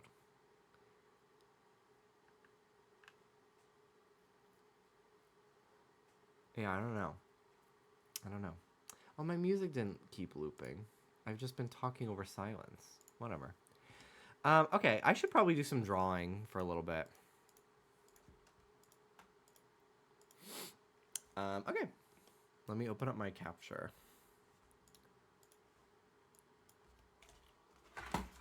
I'll show you guys what I've been working on. Drawing with a reference versus not.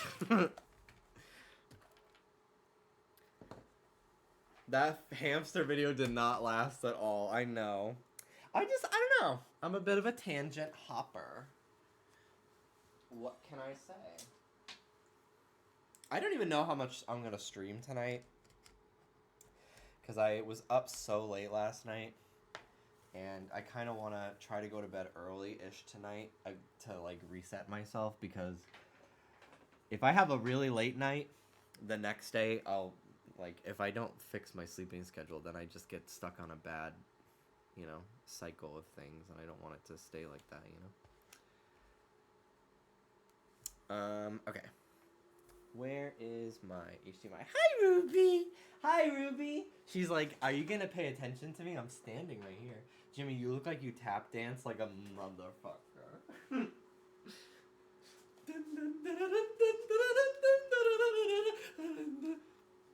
That's me doing Irish step dance. Hi, Ruby! Hi, Ruby! Hi! Hi, baby! Hi! Aw! Aw, Ruby! Hi, Ruby! Oh, baby! Hi, Ruby! Yeah, Ruby! Oh, my girl! I love you! I love you! That's river dance. Whatever. Anyway. HDMI cable. Hello, hello, sweetie pie. Oh, I have missed you. Jimmy, you just woke my puppy. Get headphones. I don't know what to tell you. This is my new Twitter banner on my art account. New character, who I have not posted yet because I want to draw more poses. But this is Ghosty's pet dog, Worm. I love him. I love him so much. He's wonderful. Okay. I need music. I need music. I'm not going to play copyrighted music because I don't feel like deleting the VOD today. So I'll just play video game music. Dog and dog adjacent pets named Worm. I originally wanted him to be a worm. Like, I wanted him to be a big worm. Like a cute little worm. But I didn't really want to draw it. And I thought a dog named Worm would be cuter and funnier. So, he's a dog named Worm. Because I really just like the idea of Ghosty going, oh, Worm, and like petting his dog.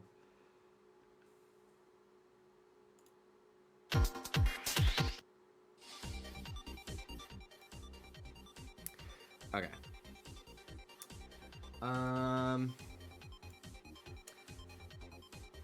So these are some commissions that I finished. This is for Ahmed's. This is their fursona. They're a golden retriever butter dog. And I love how this turned out. I love the line art, the line weight. I'm very proud of it. And yeah, it was just a very fun commission to do. Very dynamic pose. I posted this online. And then I did an emote for my friend Mark. He just became Twitch affiliate. So this is his first emote. And it was actually pretty tough. It was very tough. Because I had to have... He wanted a finger gun and holding a cup of chocolate milk in the same picture. So I was like, damn, okay, I really gotta use my brain for this one.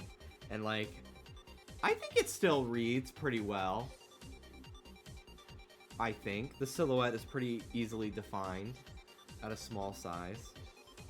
I don't know if it's been approved yet. But yeah.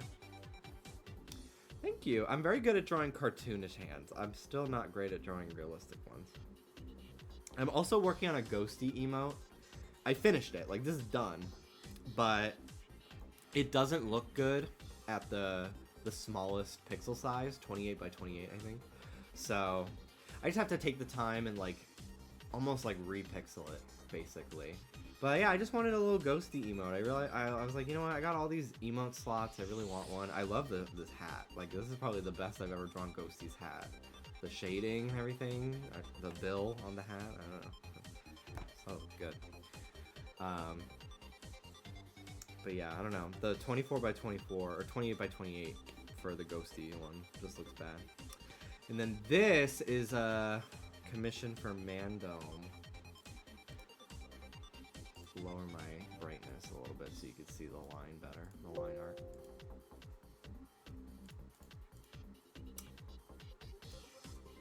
So, I have to do some tweaks to this, so I'll probably just like sketch a little bit and work on it to warm up, get my fingers and everything used to drawing today. But he wanted like a big beefy guy who's like a Galvantula Gijinka. So I've been trying to like, I decided I was like, I'm gonna make him like,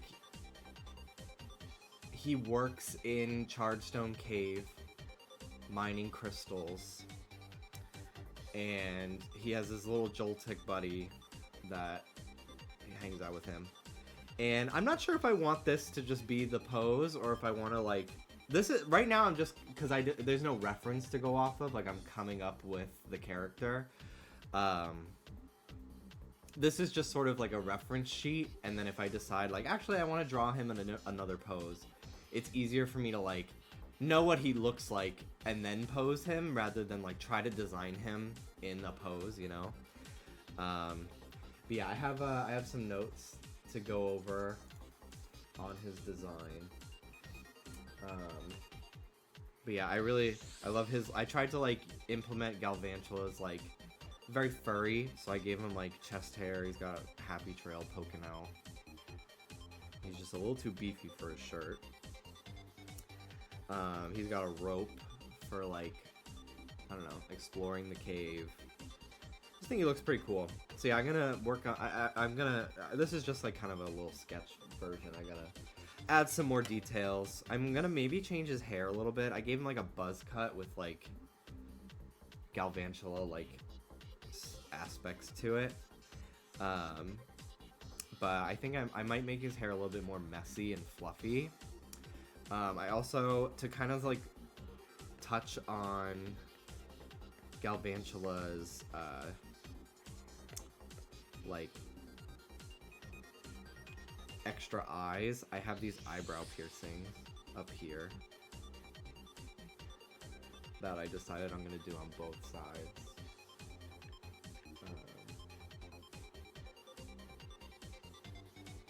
Yeah, I think like making his boots kind of furry would be a good idea, because like this is just me just like stenciling out the shape of the boot, not actually designing it. But I think like a furry boot would be really cool.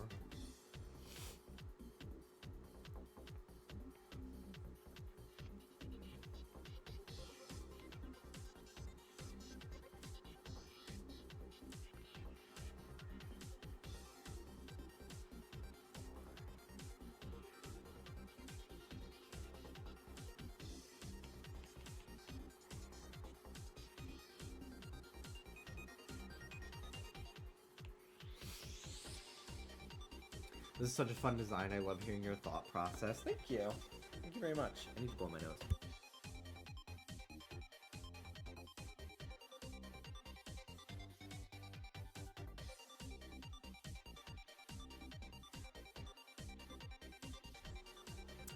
He's very NPC in the anime. Yeah, I tried to give him like gym leader vibes with the amount of detail in his design. I was sent as reference that like buff guy from Pokemon Coliseum. Hang on. Let me show him.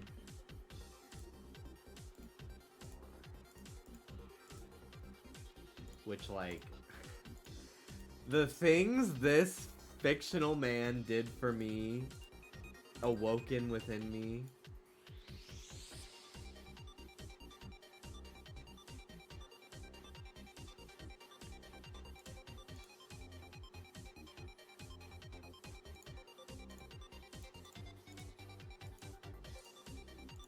This guy. He's like one of the Coliseum leaders. He's dressed like an Electivire.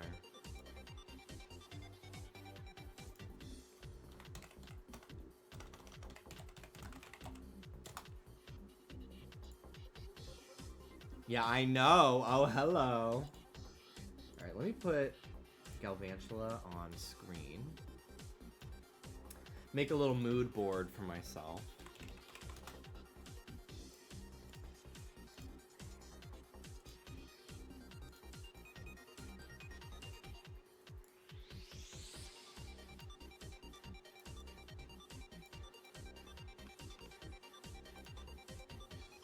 I also gave him these like crystal earrings that are like, I'm gonna have like a blue glow because they're giving off like electricity, like in Chargestone. Okay, let's see here.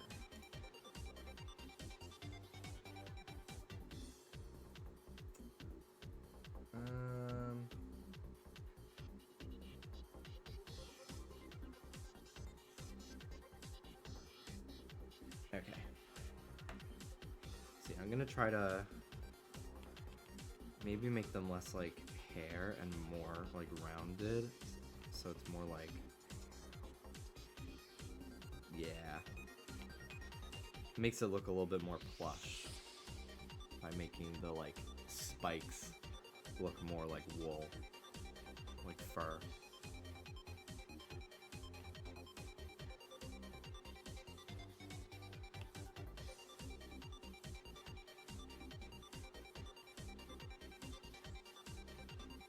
I hope this is okay to say, but your anatomy looks so great. You've grown so much skillfully. I can tell you're working hard, and this is incredible. You also really defined your style. Thank you very much. That's very sweet to say. I need to do more like figure drawing. That's really, I don't want to get too comfortable drawing like cartoony, which I love drawing cartoony stuff. Like if you're gonna commission me, which by the way I am still open for commissions. I'm working on this one for Mandome. So I've got like five coming up. I have 2 that I'm working on right now. But my queue is not that long. I'm never letting my drawing queue go over 10 at a time. I've gotten close. I've had like 8 or 9 at a time. Yes, if you're looking to commission me, I am open. I just might not be able to get to yours for like a week or so. But yeah, happy to take it on. Just remember that I don't know, just keep my style in mind when commissioning me, because I wanna put out the best possible drawing for you. And so if it's like more in my art style, my skill set, that'd be amazing.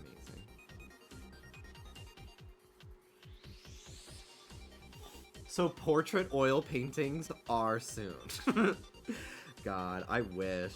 I remember one time I got an art kit for like Christmas or something from my aunt, and it came with oil pastels, and I just thought they were like crayons. But like they stain your hands. So I'm like coloring with them, and they're getting on my hands, and I'm like just touching my family's like not my family, but like my immediate, but my extended family's like carpet with my blue fingers, because of course I'm drawing Thomas the Tank Engine, and they were so mad. Thankfully it washed out, but they were like, oh fucking god, whose bright idea was it to give the 6-year-old oil pastels? But my aunt was like, well, I'm fostering his creativity.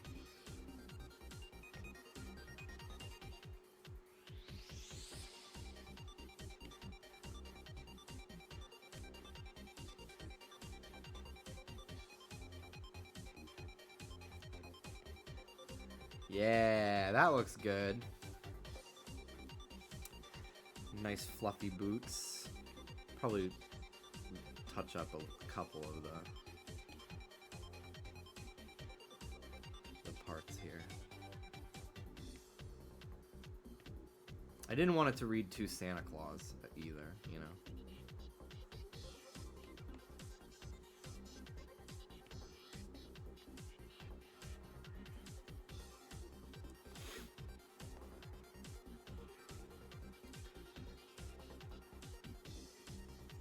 There's a tutorial that I saw on Twitter. I have a bunch of drawing tutorials bookmarked on my art account. Ooh, hold on. I have another tweet I want to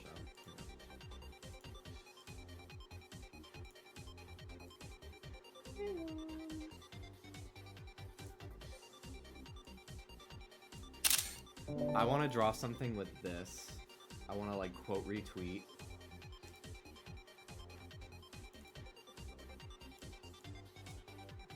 Draw something in this pose. This is such a fucking cool pose. And I think, like, it would help me get comfortable with drawing anatomy if it's not just, like, boring standing poses. Like, if I get more comfortable drawing them in motion, I think it would be less boring to practice.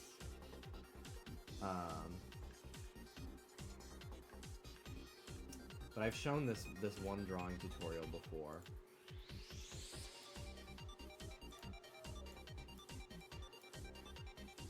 How to draw shoes. You draw a duck, and then you add shape, and then you have a shoe. And it's literally like, it's helped me so much. Like, my abilities of drawing shoes have improved exponentially because of that tutorial.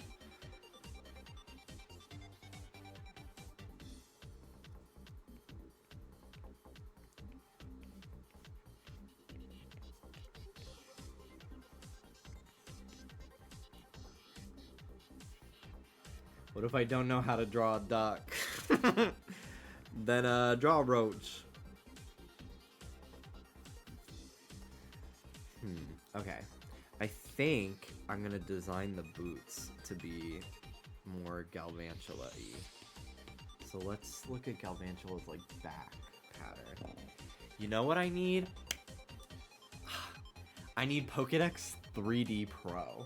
So I could rotate 3D models of like every like Gen 6 and prior Pokemon.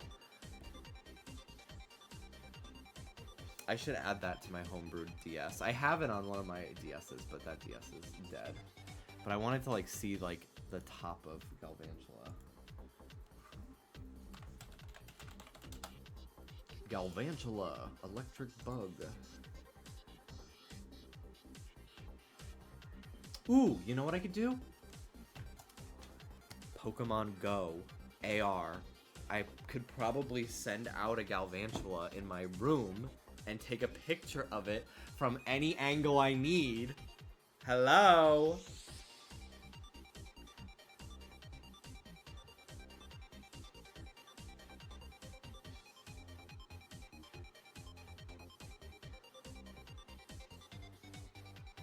Do I have a Galvantula?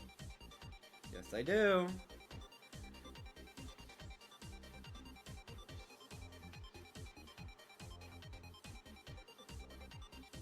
Oh my god, it's enormous.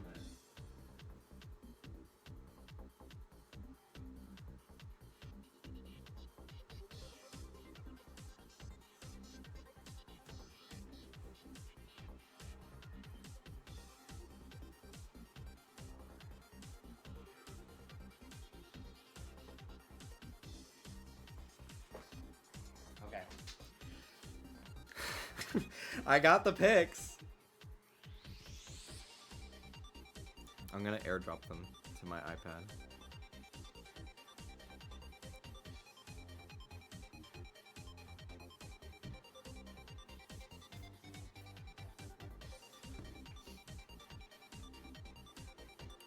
God, I'm so fucking smart, dude. Add, insert a photo.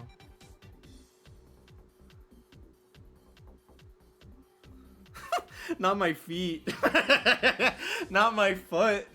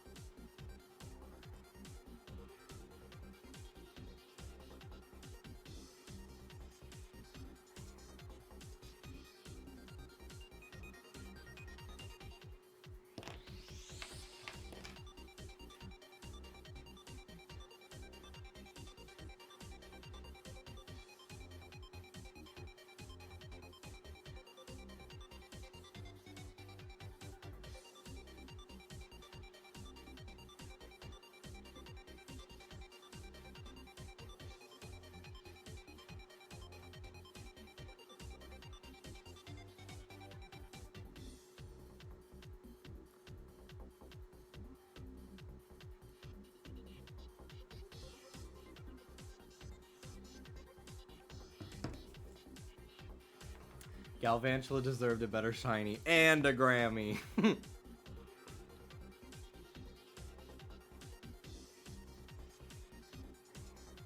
But yeah, now I have a picture of Galvantula from like a top-down view. This is amazing. God, I'm fucking brilliant. Alright. So yeah, I wanted to look at what it's like, its stripes looked like, because I want to recreate this pattern on the boot.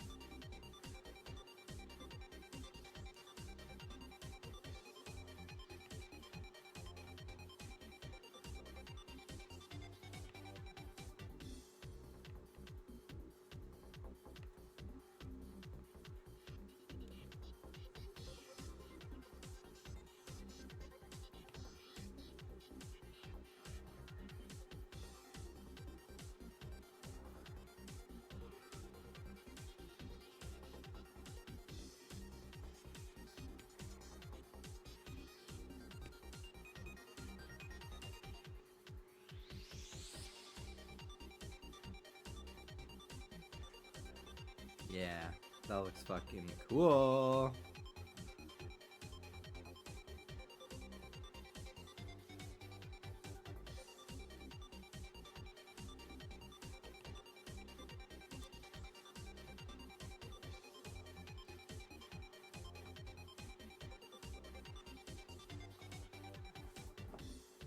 All right.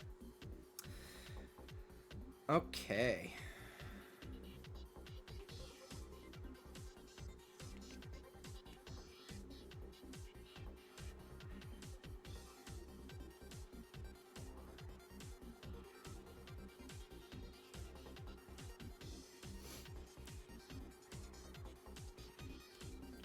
I think I want him to have...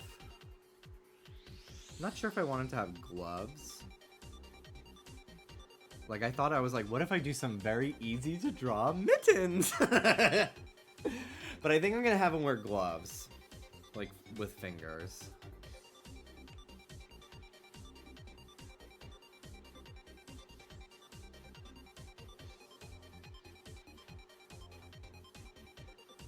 I thought about this being arm hair.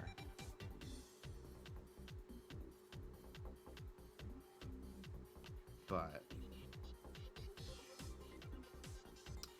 I don't know.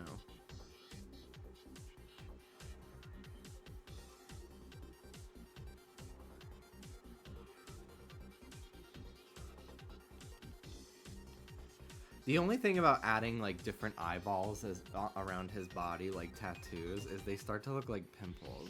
So I'm trying to make them look a little bit more like abstract almost. Because I don't want to get like trypophobic in the gig, you know? That's what it gives a little bit sometimes. Like I think the shoulder ones are pretty cool.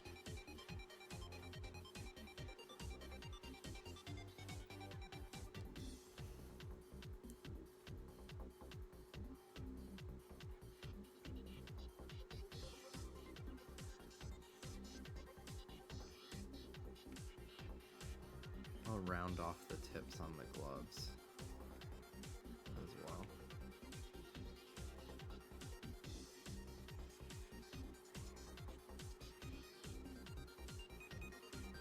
Yeah, I would love to get to a point where I'm like a very confident Bara artist. I really would. Men are so hot. Sorry about it.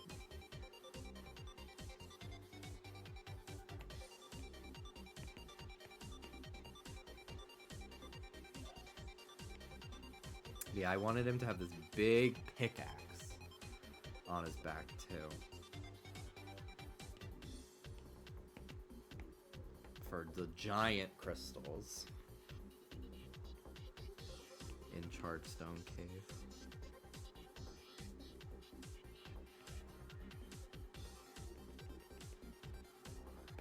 Apple Pencil battery low. No! That's okay. That's okay.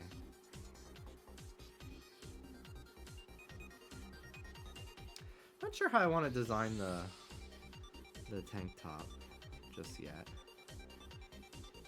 I kind of like it being like plain because his design already has so many like little elements on it that I feel like The clothing being a little bit more on the simple side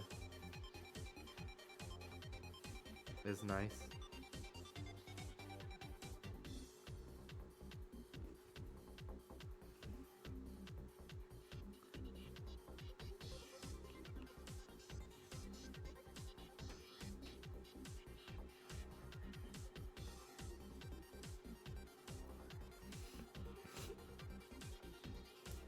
So you think women aren't hot? Maybe I'll give him like a ponytail with like bushy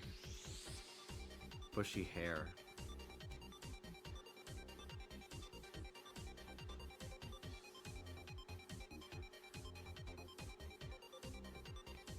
That kind of looks kind of cool.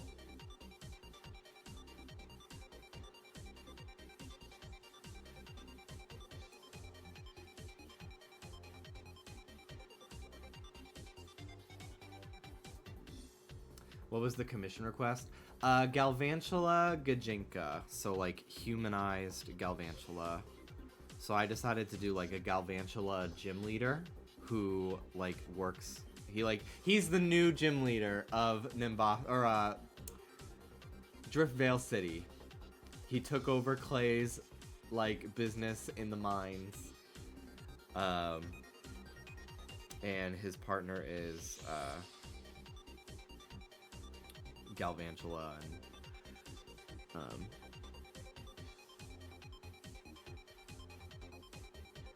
whatever. I completely forgot you pulled out Galvantula.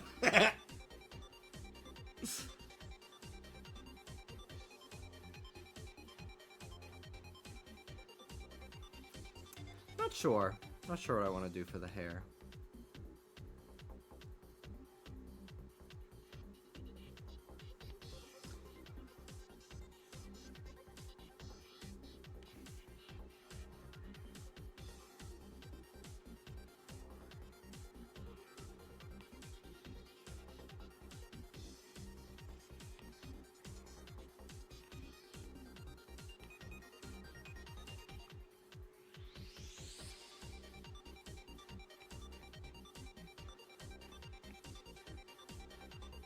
Try not to make it look like it's like I'm trying to incorporate the hair into his forehead so it doesn't look like it's just sitting on his head, you know?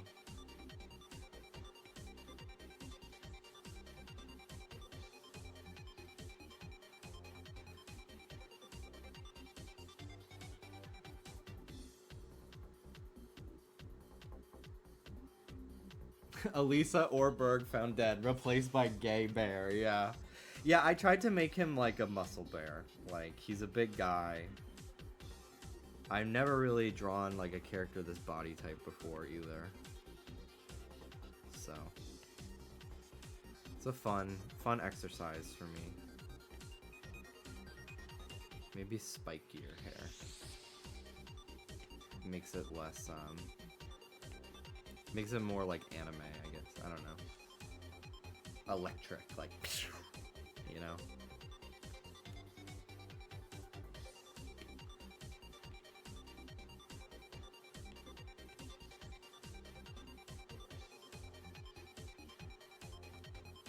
Maybe he's got longer hair.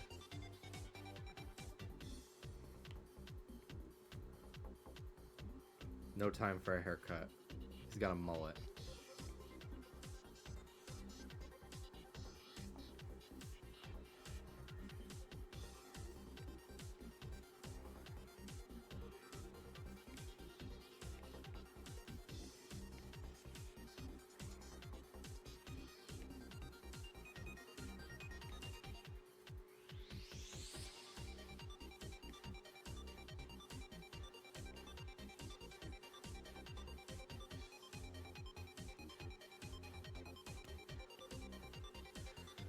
I've been trying to like alternate as well, like what commissions I use the symmetry tool for.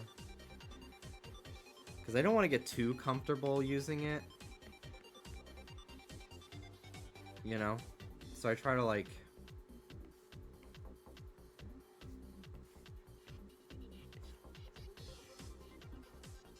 change it up. try to keep my poses and like character stuff not so reliant on digital tools. But the symmetry tool is really fun to play with. It makes me really love drawing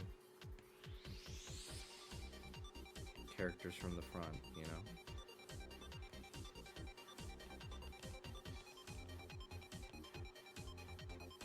I'm just gonna go all the way back.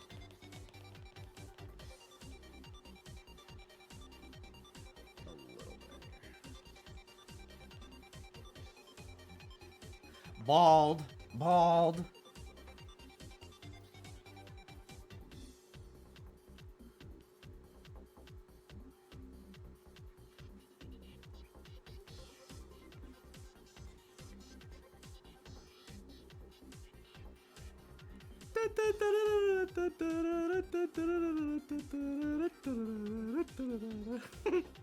Propeller cap.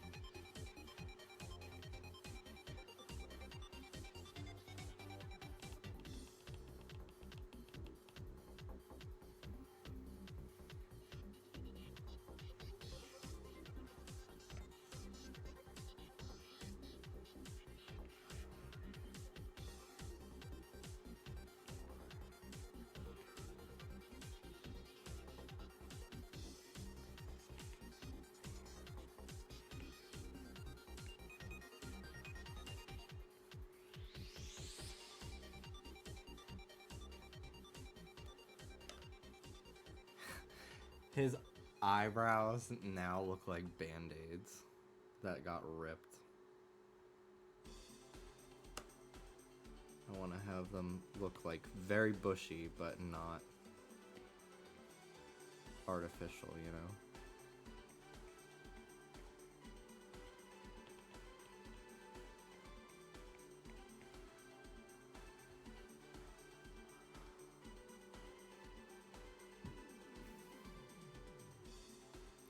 You're so great at art, Jimmy, who is a known Lord fan. The qualifier.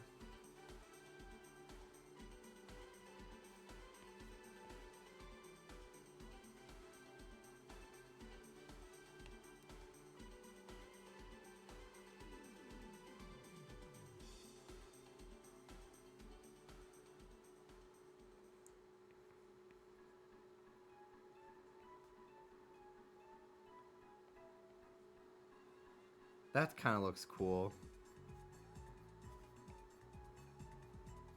Like his widow's peak kind of comes to like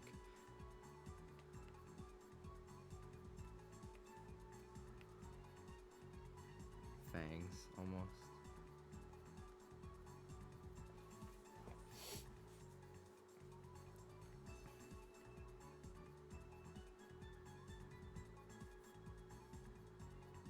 Kind of looks like the pattern on his butt. Yeah, that's kind of what I'm like trying to go for.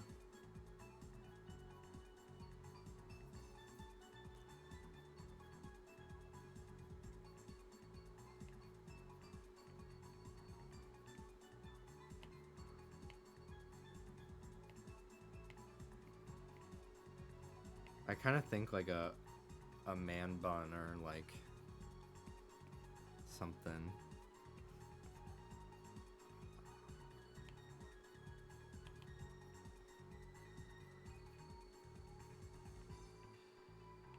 Would be kind of cool. Build the shape around that.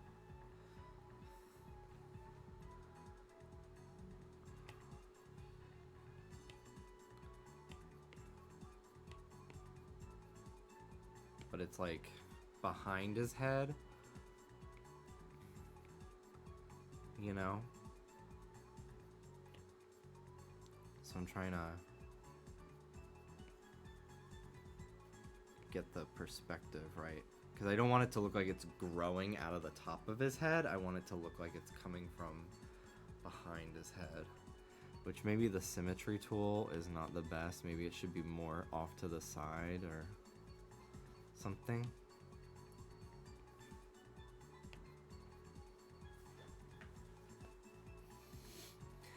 Kind of reminds me of a grown-up version of that kid in the Diamond Pro Platinum Volcano. Yeah. Yeah. I know him. I don't remember his name. Buck? I think his name's Buck. Huntober, thank you for the streak. And amen. And yes, God.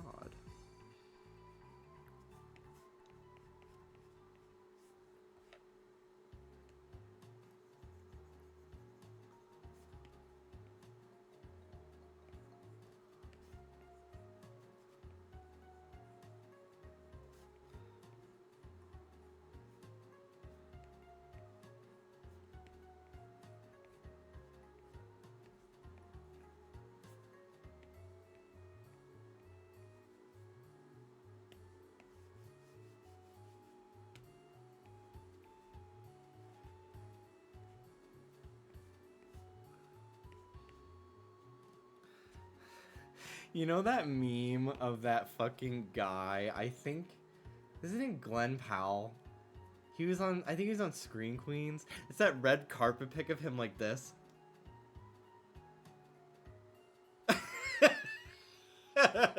And like his face is so symmetrical even down to the teeth that everyone's like me making create a sim when I'm designing their teeth. You know what I'm talking about? Where he's like,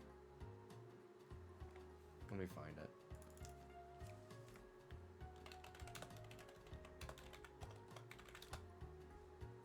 it. This fucking meme. Anytime I draw a character with teeth, I think of this fucking guy. Ugh.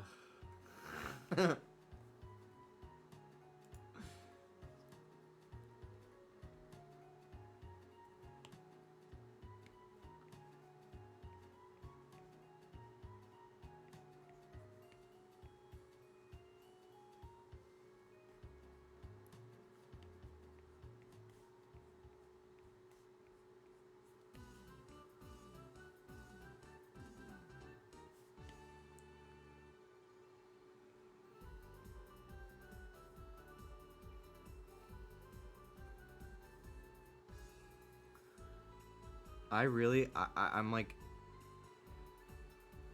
I don't know. I really want a septum piercing, dude. They're so fucking cool looking. They're so hot.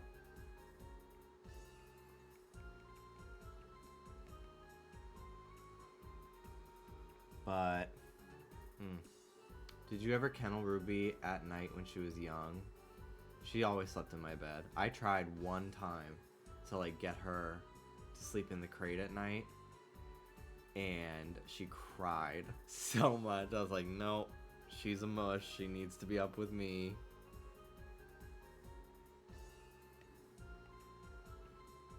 She's better now about being in the crate. Like, we put her in the crate during dinner, and she knows, like, if we say crate, she runs over to it because she gets a treat.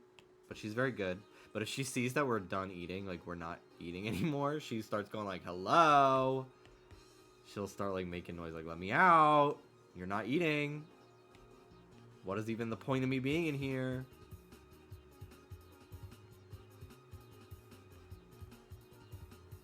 Hi, Nicole. I'm drawing a big man. I'm designing a human Galvantula man. I know you can appreciate the art of a big boy.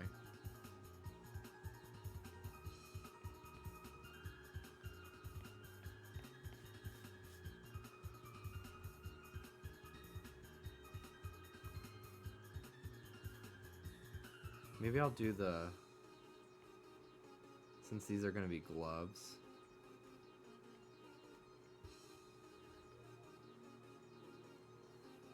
I'll do the like circle designs.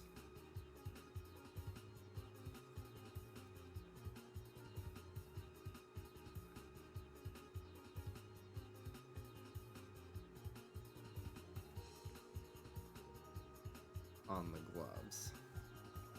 I think that's cool.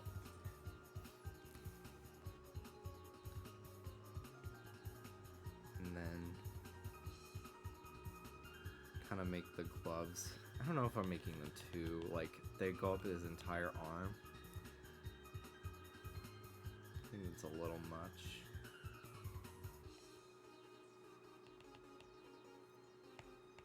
But I kind of want the gloves to be fluffy too. But I also don't want it to give Santa. That's why I was nervous about the furry boots. I think they ended up looking pretty good though.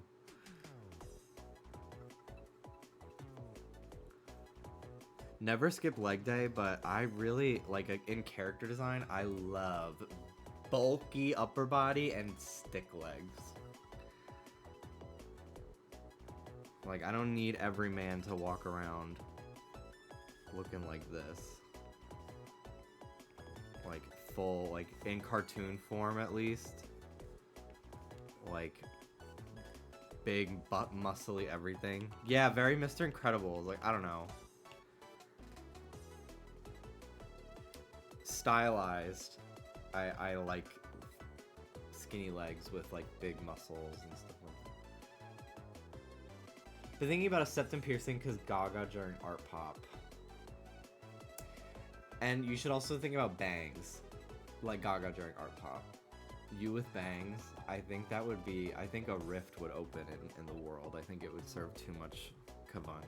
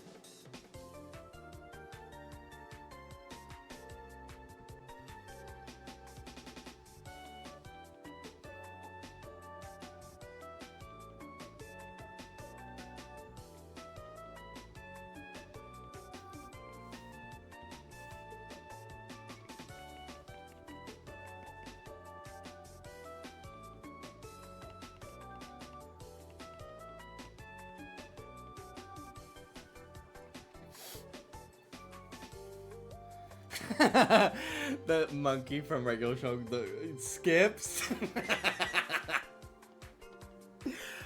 No, Rigby's brother.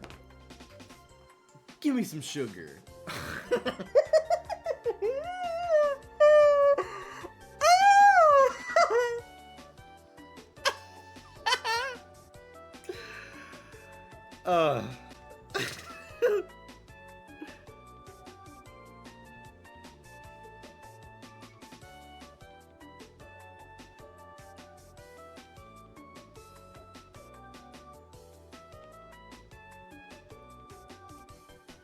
We gotta give him the gay bear armband tattoo that so many muscle gays on Instagram have.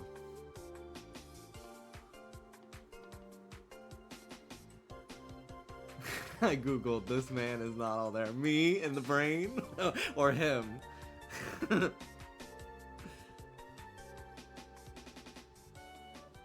Why is Rigby's brother built like that? It's because Rigby is, it's like to really contrast how, like, just not good at anything Rigby is. So his brother's like a perfect specimen.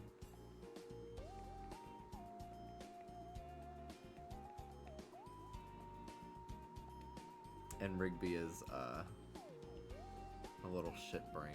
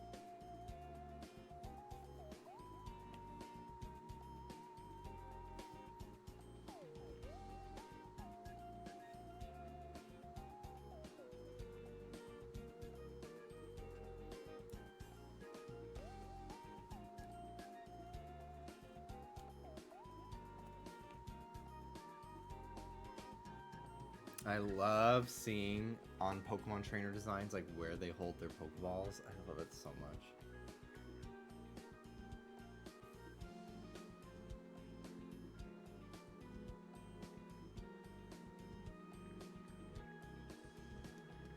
Thinking about when everyone told Denali, what the fuck, you're so weird for thinking Aladdin is hot. Normie alert! Denali could have said, like, I don't know, the frog from The Princess and the Frog as a frog. And I would have been like, yeah. Like, whatever. I'm so, like, unfazed by, like, what people think is hot in this world. Like, I fully, the other day, was talking about the movie Flushed Away, and I'm like, yeah, the hot rat at the beginning. Yeah, the hot one. The hot rat? Yeah. Yeah, him.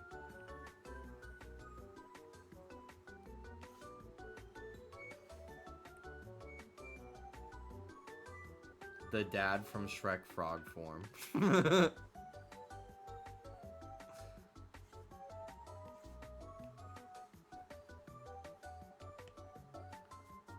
I've seen Shrek 1 more than Shrek 2, but I don't, like, remember anything from Shrek 1, really, to be honest. I did, as a kid, one time I loved Shrek 1, and I loved, like, that little scene at the beginning with the, like, that, like, I guess they're animatronics. They're, like, the wooden animatronics that sing that little song. And they're like, wipe your... And they show their butt, and they go, face! Or something like that. I remember I was showing my parents' friend, like she was babysitting me, and we were watching Shrek, and I was like, I know this song, and I would like, I didn't know it, but I would dance along to it.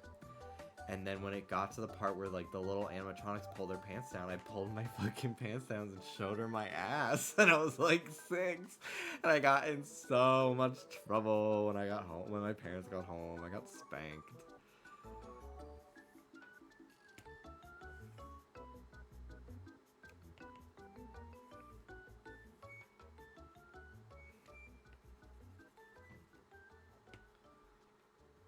Your cherub butt. I was a little cherub. But I was like, I had like devil horns. Like I was one of the bad ones. I really just love causing mischief. It wasn't even my fault. It just was my nature.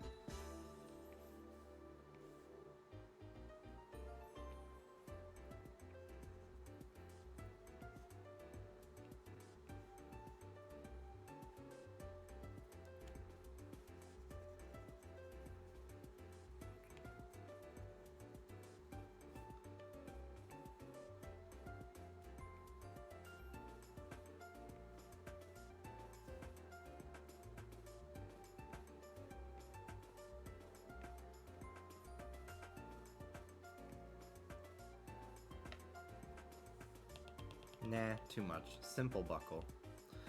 I don't want it to be like over designed, you know.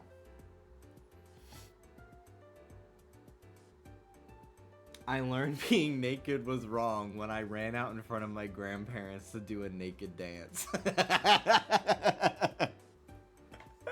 I remember there was just one day I must have been like 5, and it was like me, my sister, and our friend, and like we just were like, we all just took our clothes off. We just started running around the house We were like, we're crazy.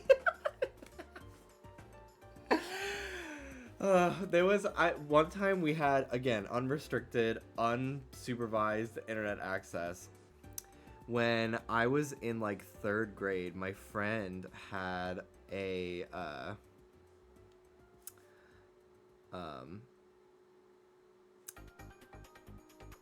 computer in his room.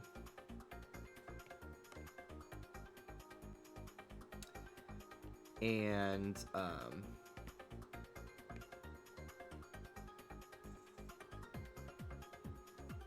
I don't want to draw too much attention to the crotch. It's not a horny drawing. I mean, it's a little horny, but anyway, he had a computer in his room, and you know, we're in 3rd grade, so we're not thinking there's anything like pornographic about being naked. It's just being naked is funny. Like, it's so funny when SpongeBob is naked and his butt is out. That's so funny. So like, we were just typing in, we found Google for the first time. I don't know if Google was new or what. But the idea that you could like look up anything and like hit like I'm feeling lucky and it'll just take you to a web page was so wild to us. So we would just type in like funny combinations of words like naked nerds. Cause like being a nerd is so funny. Nerds are so fucking stupid and funny looking. Naked ones. And like, I'm pretty sure I fully saw someone shoving a PlayStation controller like up their ass. And I had no idea what I was looking at. Like, I just could not comprehend what I was looking at. And like, we thought it was so funny. And like, all my friends, my parents and all of their friends and like our parents and everything are downstairs. It's St. Patrick's Day, and like they're all just like having fun, socializing, drinking, and the kids upstairs are looking at porn on the fucking computer. And like, nobody knew. Nobody knew for like months until I was telling my cousin, who I thought would find it hilarious, because she kind of had like a raunchy sense of humor. And stuff. Like, I thought she would think it was funny. So I told her, like thinking it was the funniest thing in the world that we were Googling all this stuff. And she was like, and like, she's like in her 40s. Like, she's my dad's cousin, so she's technically my cousin, but she's more of an aunt. But she's like, oh. And then she tells, she's like, I don't know if he's telling the truth. He might be just like making up a story to be funny, but she tells because she's friends with my friend's mom, so she tells her, like, you should check the computer's search history. Thank you, Art Relief. Art Relief. Wow. I've literally, like, I sound everything out like a fucking 3rd grader. Anyway, thank you very much for that sub. But anyway, so my cousin tells my friend's mom, like, you need to check the search history, because I think they were looking at porn and like not knowing what it was. So my friend's mom like goes into the search history, because we didn't know that they would be there, and she's like, to this day I've never seen things more graphic than what you all witnessed on that computer. She's like, I saw some of the craziest fucking things I've ever seen in my life. She was mortified. She was like, it was so like traumatizing to like see, and like we're just like, ah! Like, for a bunch of 1st to 3rd graders like playing around on the computer. Anyway, we all got in so much trouble. So much trouble.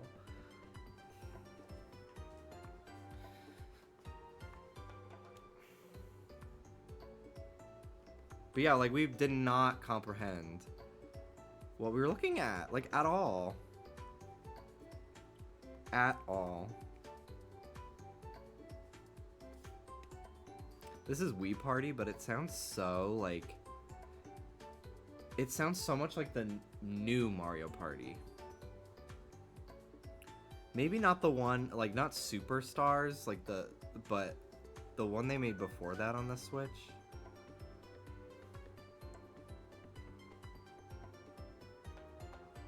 Did you take those pictures of Govancha? Yes, I did. I did it in Pokemon Go.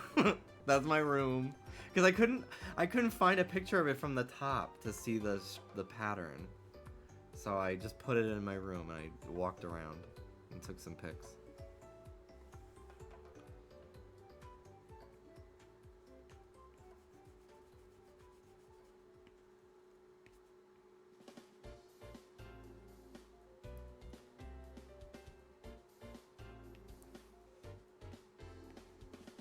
I remember I downloaded, like, so my friend was like, you should play Zwinky.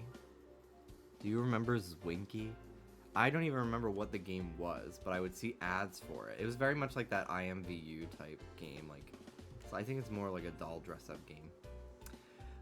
But it would be like sidebar ads, and I would see it all the time, and my friend was like, you should play it, it's cool. So I downloaded it. I named my character, I made a really hot guy. I remember feeling butterflies in my stomach looking at him. Meanwhile, he like looks like a Cocomelon parent. Like, like he had like a soul patch, big anime eyes, and like muscles. But anyway, I was like, he's so hot, and I didn't know what to name him, so I named him Hunky Hot.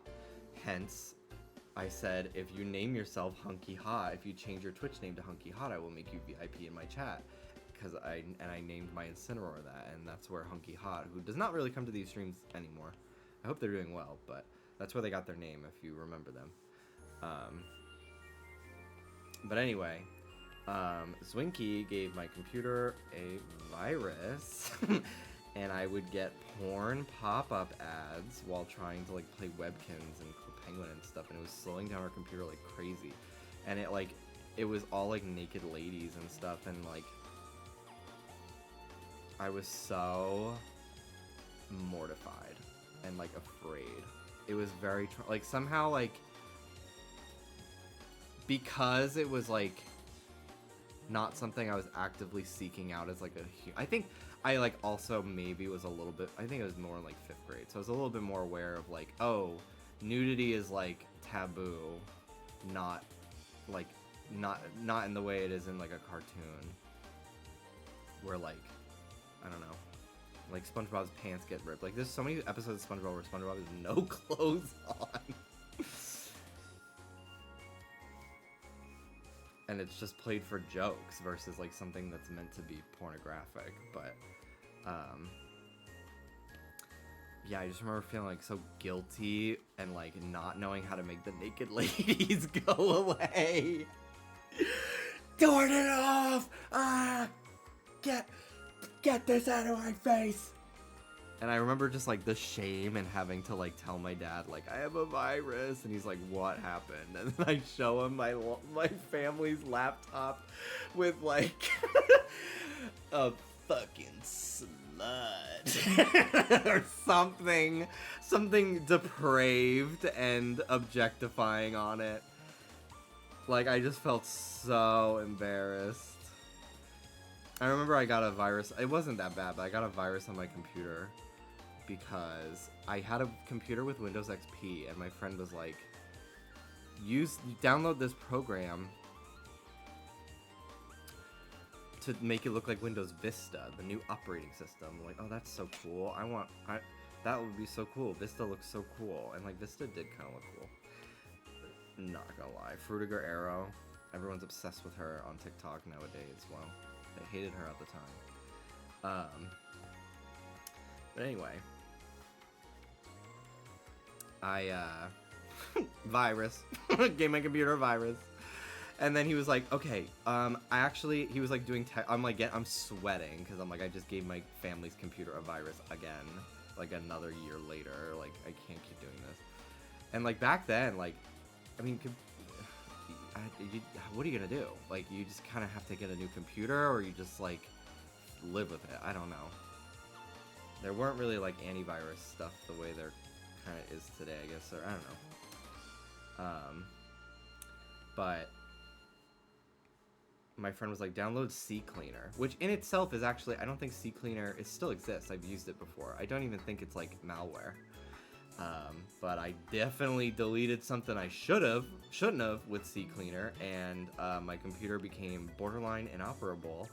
And my dad's friend, thankfully, was a computer technician by trade, so he just did a factory reset or something on the computer. And fixed everything, but he was like, don't let Dondre tell you to download stuff anymore, because he always tells you to download stuff that gets your computer broken.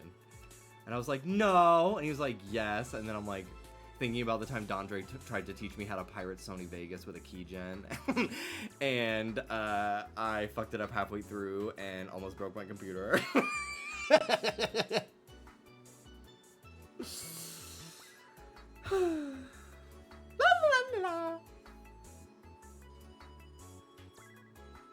I was an Omegle kid. I don't know how that site was up for so long.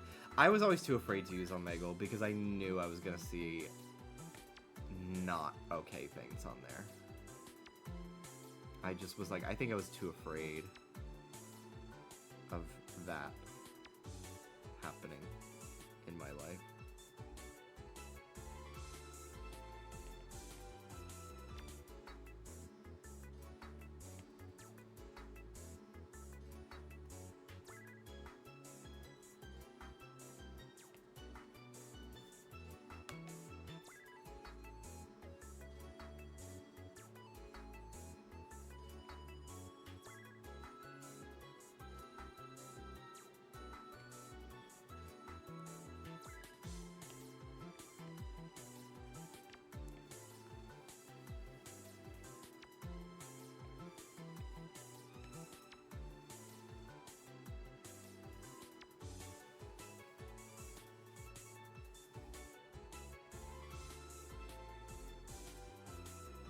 It's gonna be so annoying drawing that rope later.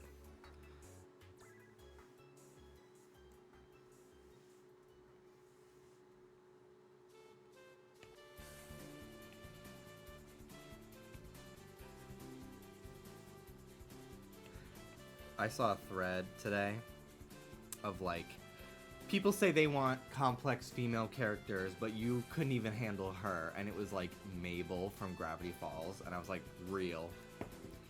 I remember so many fucking people being so mean about Mabel in like the ending of Gravity Falls. And it's like, let women be selfish. That's what it really kind of bothers me sometimes about like, I think it's very important if a show is trying to like break boundaries and like have representation to critique it and help that representation be as accurate and as quality as possible. But I get very upset when like people get mad that like the character's a bad person. Like the one gay character in a show is like a bad guy. Like, stop villainizing queerness. I'm like, first of all, the villains are the most memorable things of everything. Second, like, let queer people be evil. How many just like fucking straight white guy characters, like Walter White, have all these fucking problems? And it's like, let queer characters, let characters of color and stuff be like flawed too. Not problematic, not offensive. But, like, let them be a bad person. It's fiction. Like, diversity in storytelling. You know, I think it's both important in, like, character design as well as, like, their flaws and stuff. I think it's important to show that, like, people are dynamic, you know? But that thread of like female characters, I'm like, I just remember people saying like Korra was unlikable and stuff, but it's like, I don't know. I feel like she got more shit done than Aang sometimes, but you guys loved him. Wait, Walter White is straight? Shockingly, despite his gay little run, yeah.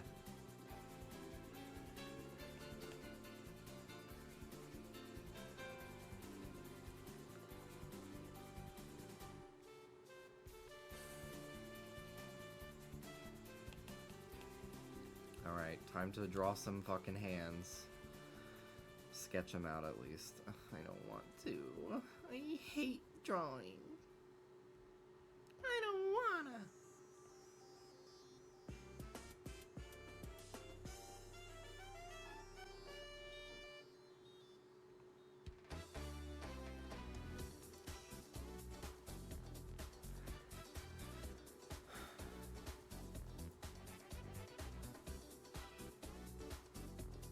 There's so many people online upset about the book I just read having a main character that does rash and dangerous things. It's wild. They want her to be morally and emotionally perfect. Yeah.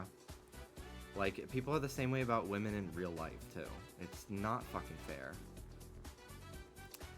I am kind of here or there on, like, Margot Robbie being snubbed for Barbie. Like, I think she did a great job, but I don't know if she had the most groundbreaking performance. I honestly feel like America Ferrera, like, to me, like, she's, like, that is, like, the Oscar-winning, like, that monologue she has, that's the Oscar-winning scene to me in that movie.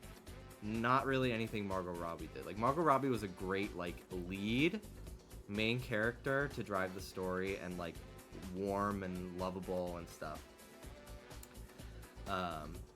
But I think America Ferrera was, like, the heart of that movie to me.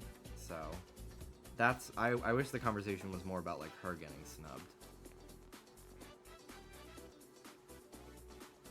Because, like, yeah, it's called Barbie, but I don't know.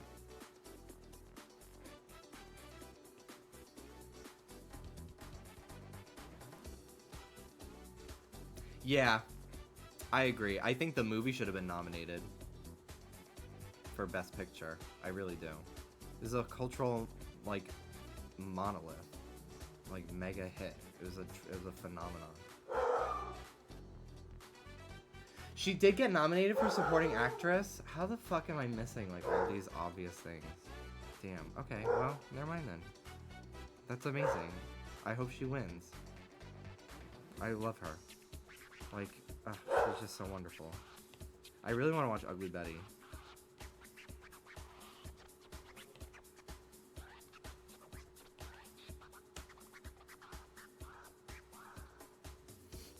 Good night, Light.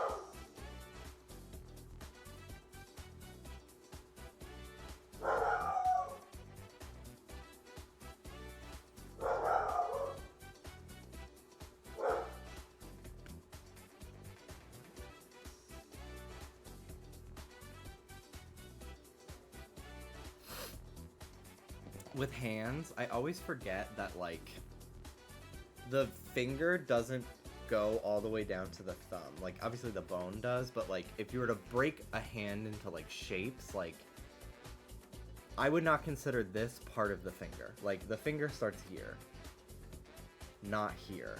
Even though, like, if you were to, you do an x-ray, it does, but, like, visually, so I always, like, I'll draw a hand like this.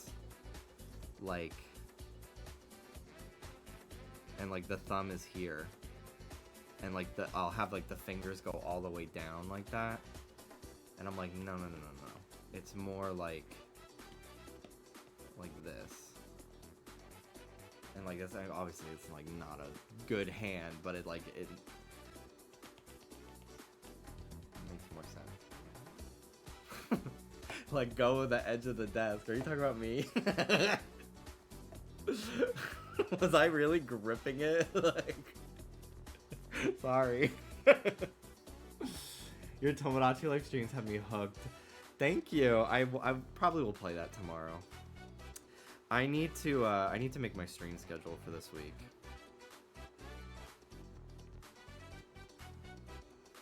No, your palm was red. Oh. It's just, I don't know. Like, I'm just gripping.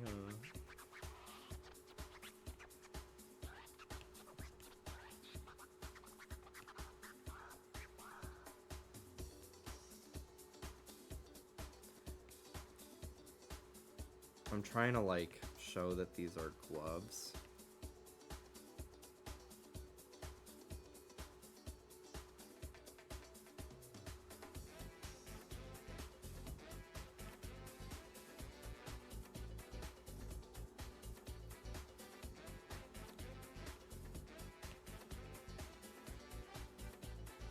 So I'm trying to have them be like kind of fat tipped and like bulky fingers. Even though I mean, if I were to draw his hands barehanded, it would kind of look like this too. But they're like protective gloves, insulating gloves, because like the electric stuff in this cave is, or the gems in Chargestone are like electrified, so I'm trying to make it like they're not. I don't know if I want to. Maybe they'll be rubber. I'm not sure yet. I kind of like them to be fluffy, but maybe I'll color them to be like rubbery.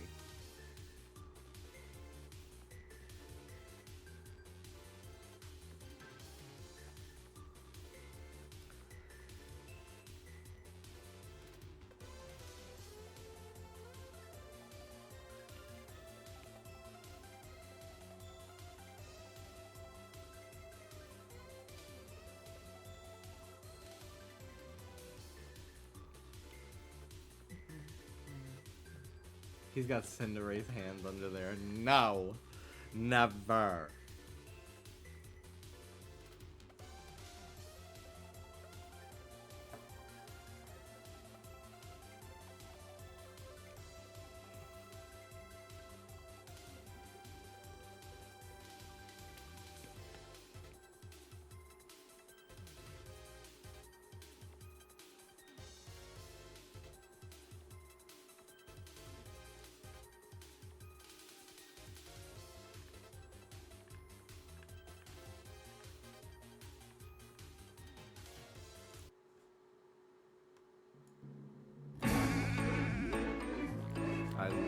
I've been playing a lot of really hard Katamari. We love Katamari. When I've been like getting anxious and I need something to focus on that isn't my racing thoughts, I play this. And it spins. Little Prince, your music saved me.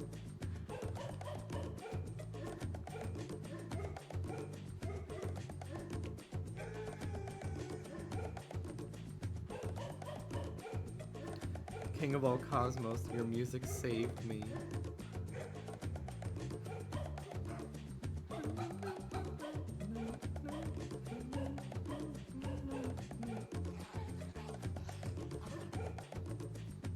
Any song that like samples dogs barking or like has like Mario Paint elements to the music, I love it.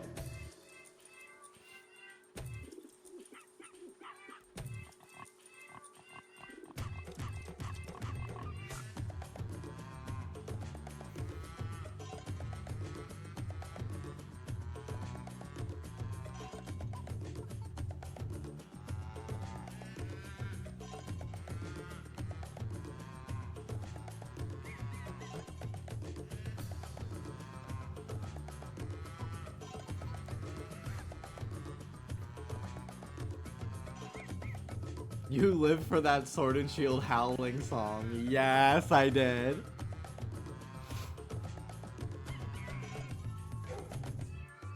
Do you like Jack Stauber? Is that the ferret, that meme of like the ferret dancing? I like that song. I remember that. It was big during like COVID.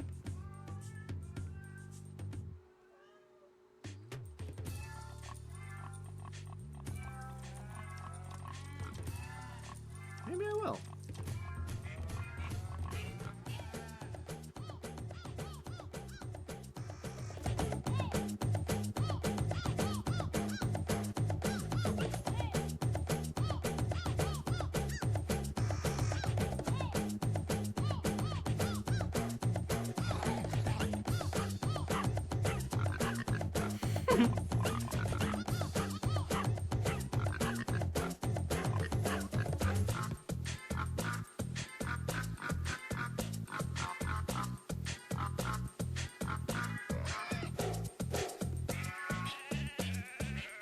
We need Bjork on this track.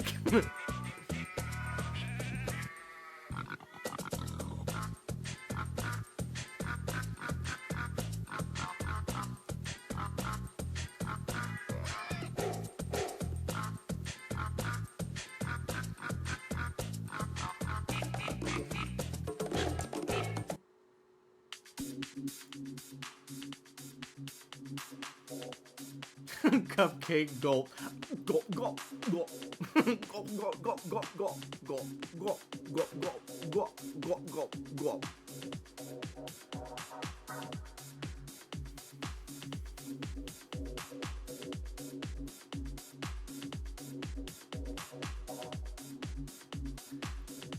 I don't know what made me just think of this, but in high school, I had a couple classmates who were like related to famous people.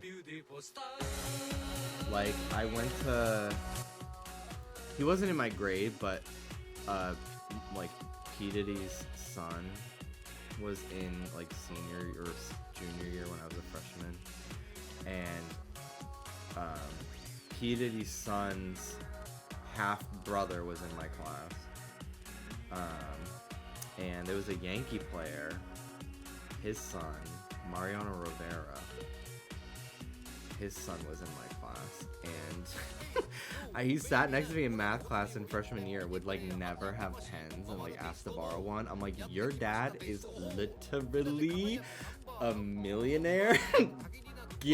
Go to Staples, get your own fucking pens, because he would never return them. And I'm like, your dad literally made $30 million this month. Like, could you please go to Staples, spend that fat Yankee check, and stop asking me for pens? I don't have one for you. Sorry. I think he's a priest now. Of course, I didn't have the courage to say that to his face, so I said, here you go. Yeah, sure.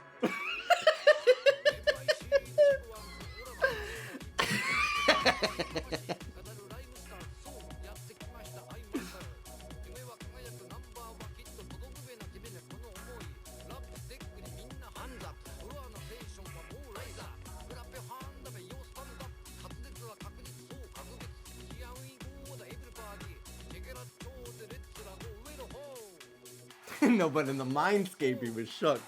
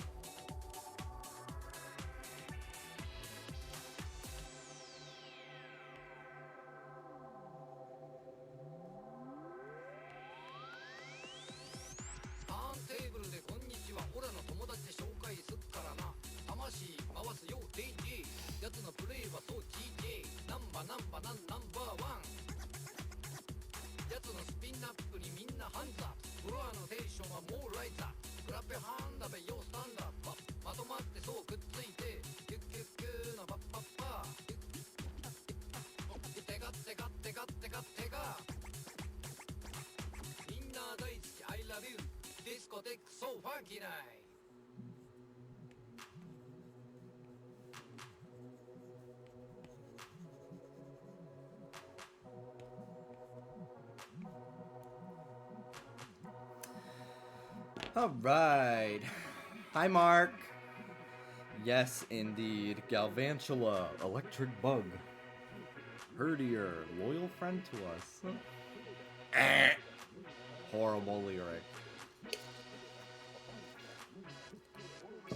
How you doing? Did your emote get approved?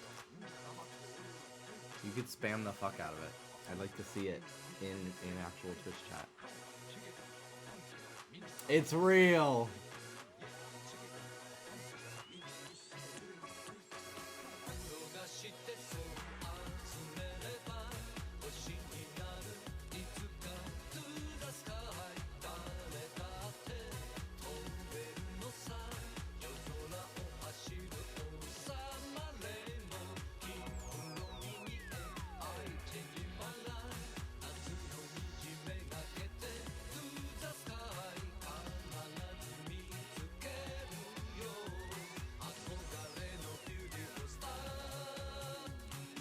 Let's fucking go! Oh, it looks so good. I was very nervous that you wouldn't be able to tell that he's like, that you're holding the chocolate milk on the small canvas, but I think you can. I think it looks really good. The one that I was most, like, I thought was the most important was the finger gun. And I was like, as long as that, you could tell he's at least doing that. And then on closer inspection, you can see the chocolate milk. Thankfully, Twitch emotes, I think it's partly because you're holding the phone closer to your screen than like a computer monitor, but actually Twitch emotes look pretty good on mobile. You can really tell what they are on a mobile screen. Are you a strawberry or chocolate milk girl? Chocolate milk diva, hands down. Not a big fan of strawberry or vanilla milk. Speaking of chocolate, I have chocolate ice cream, and I made, oh, my iPad pencil died. Okay. Hang on, let me charge it. It shouldn't take too long. They charge very quickly. And I have the adapter, so I don't have to plug it into my iPad.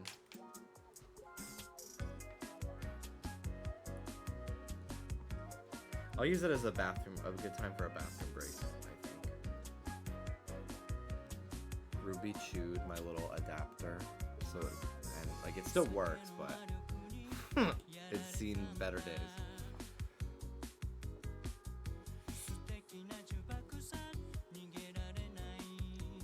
I think I like his hair. I think it has a little bit of like spiky fluffiness of Galvantula, but it also has like the shape of its like its stripes and stuff. I really tried to use that like the long and then the too short in the middle sort of motif throughout.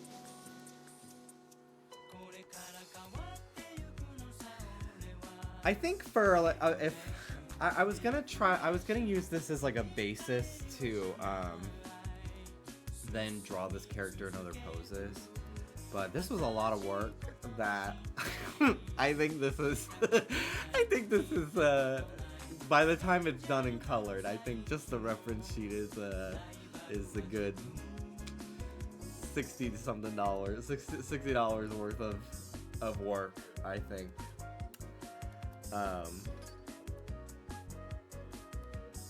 Plus, I don't know. I think I was just like, I don't want to only post commissions of like characters just like standing or like bust shots, but gotta leave the customer wanting more so they buy again. But I will shower him in a bunch of little Joltics. I think I'll put them all over the place. Since they're so little, they're easy to draw, so I'll draw a bunch of them.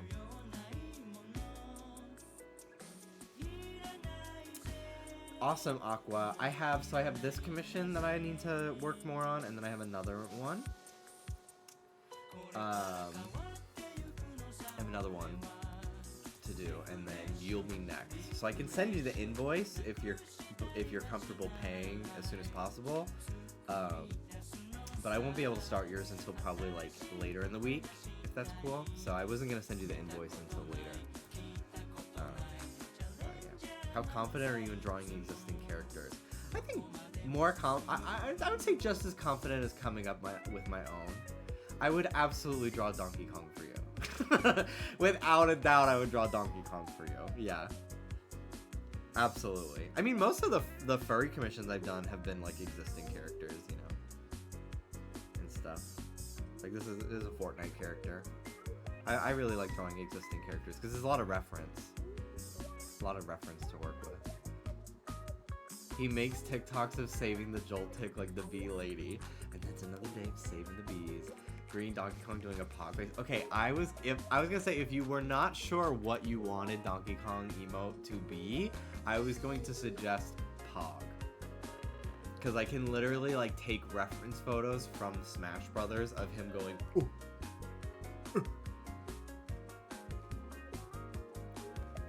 I like looking at this guy. He's hot. I just want to, you know that he's like big and muscly. Like if he flexed, it's tough, but like to the touch, he's squishy. That's like chef's kiss from men muscle.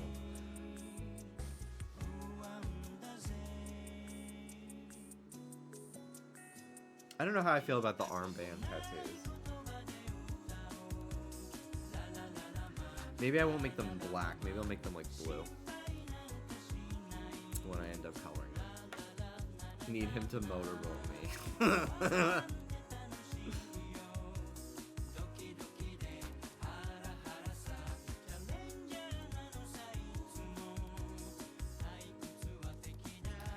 Alright, once my Apple Pencil charges, I will start the line work and stuff.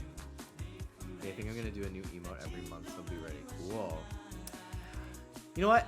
I think instead of jumping right into the line work, I'm gonna start blocking out the pose for the next commission, actually.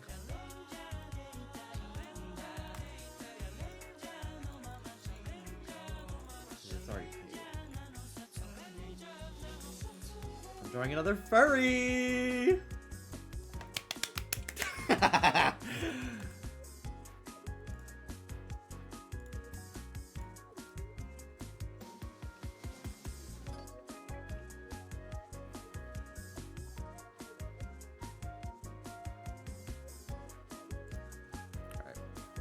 I need to open up Twitter on my phone, or on my iPad to download reference pictures. And I do not want to, A, show people's DMs on stream, but also, I don't know what is on my For You page today.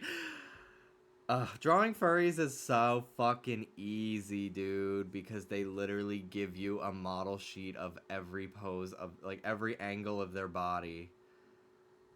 And it makes my life so wonderful.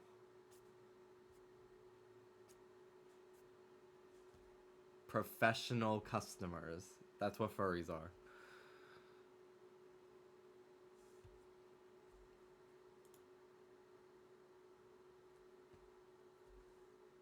And I actually have a pose to reference this time too, which is very nice.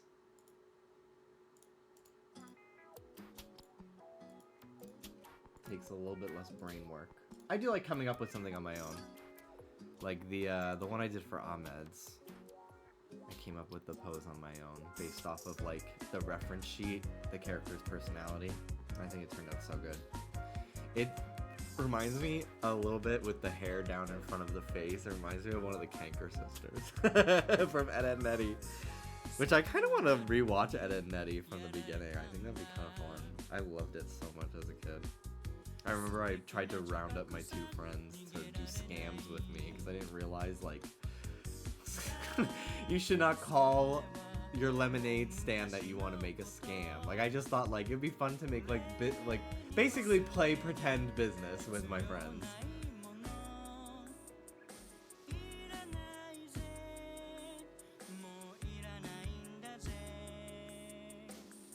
A lemonade scam, yeah. I'm doing okay. I did okay yesterday. I had a fucking huge coffee. Because I met up with some people yesterday for just some like stuff.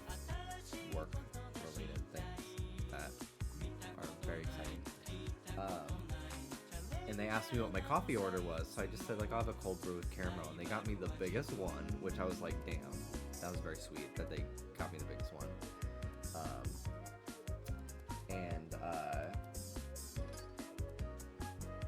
But I forgot that I was like trying to take a break. I'm not drinking, I'm not smoking for an entire month to like get my brain back in order with my medication, because your smoke is too fucking raw. They'll kill you. I had too much weed in January, and it really threw my medication into imbalance, so I'm trying to recalibrate my body. Because I've been having like anxiety stuff, and I was like, maybe I shouldn't have caffeine either. And I didn't have caffeine on Sunday, but yesterday I forgot that I wasn't gonna have it. I was like, ooh, someone's buying me coffee? Like, of course. So I just said yes. I ended up being fine, and like, thank God, because I needed as much caffeine in my system as possible to focus on editing for Trish. And it was crazy. I have not edited something for that many hours straight, I would say in like 9 years. Truly. Like whenever, even like my Pokemon Sun and Moon video, like I was a lot better about like working a few hours a day. But like, God, when I used to make some of those top 10 videos, like I remember the top 10 commercials, game commercials, I posted that in like 2015. And I literally worked for 4 days nonstop. I slept for like 3 to 4 hours over the course of 4 days, and I would just have tea and oatmeal every 4 hours as food to power through. And like, I just was editing nonstop, and I would like edit on my laptop. So I would like edit at my desk, and I would edit in bed. I would like move positions to like re-wake my brain up and stuff. The longest, I could not believe that like my ADHD, I think because I had like such a strict deadline, I didn't want to like disappoint anybody by being late with the finished product, that I just didn't, like, I can't believe how like my ADHD did not keep me from like focusing. Like I literally felt like, wow, is this what it's like to be neurotypical? Is this what it's like to be able to focus on a task? It was fucking crazy. I literally edited for like 12 hours nonstop.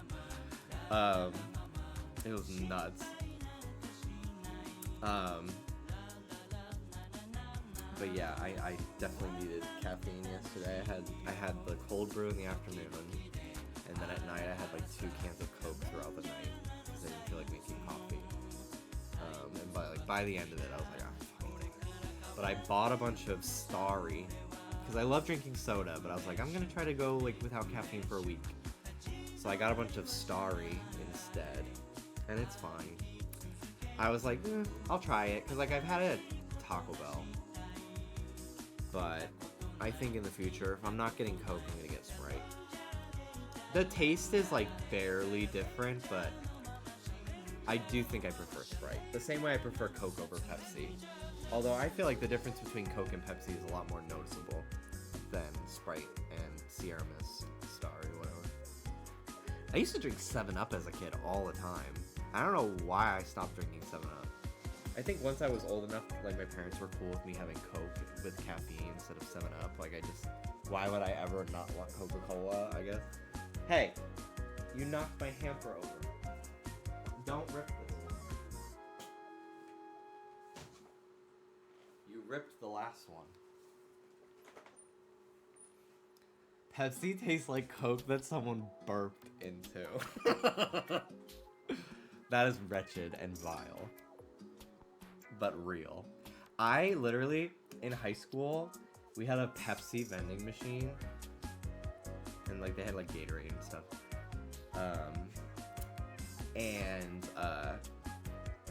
I would get a Pepsi from the vending machine at lunch every fucking day for all 4 years of high school. And then like after that I like couldn't do Pepsi anymore. Like I just had so much, like I just didn't like it anymore. But also like I really didn't drink a lot of water either.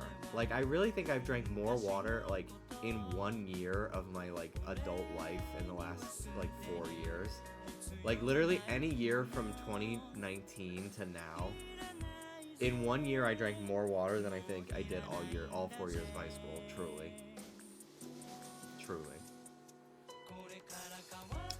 Ooh, strawberry kiwi Snapple is good. There was a watermelon one that I think it might have been strawberry kiwi. I just remember it was pink. The juice was pink. My elementary school, in like the last year of me being there, they like restructured the entire administration and they started serving hot lunch, which was like, oh wow, they're finally like our cafeteria had a kitchen, and like when we would get into the school on weekends because we would play basketball in like the neighborhood league, and they would rent the school. So I would like get into the school and sneak around, and like my friends and I would play like hide and seek in the school, and like we'd play in the kitchen in the cafeteria. And like I never thought until they started serving hot lunch. I'm like, oh yeah, our school has a whole kitchen and they don't cook hot lunch here. They don't do hot lunch. We had to bring our lunch from home. And I remember they would always run out of food. So like if you were like, it would be like three classes per lunch period. So like our grade was like 30 kids, and then the grade below us was like 2 classes of 30 each, so like 90 kids.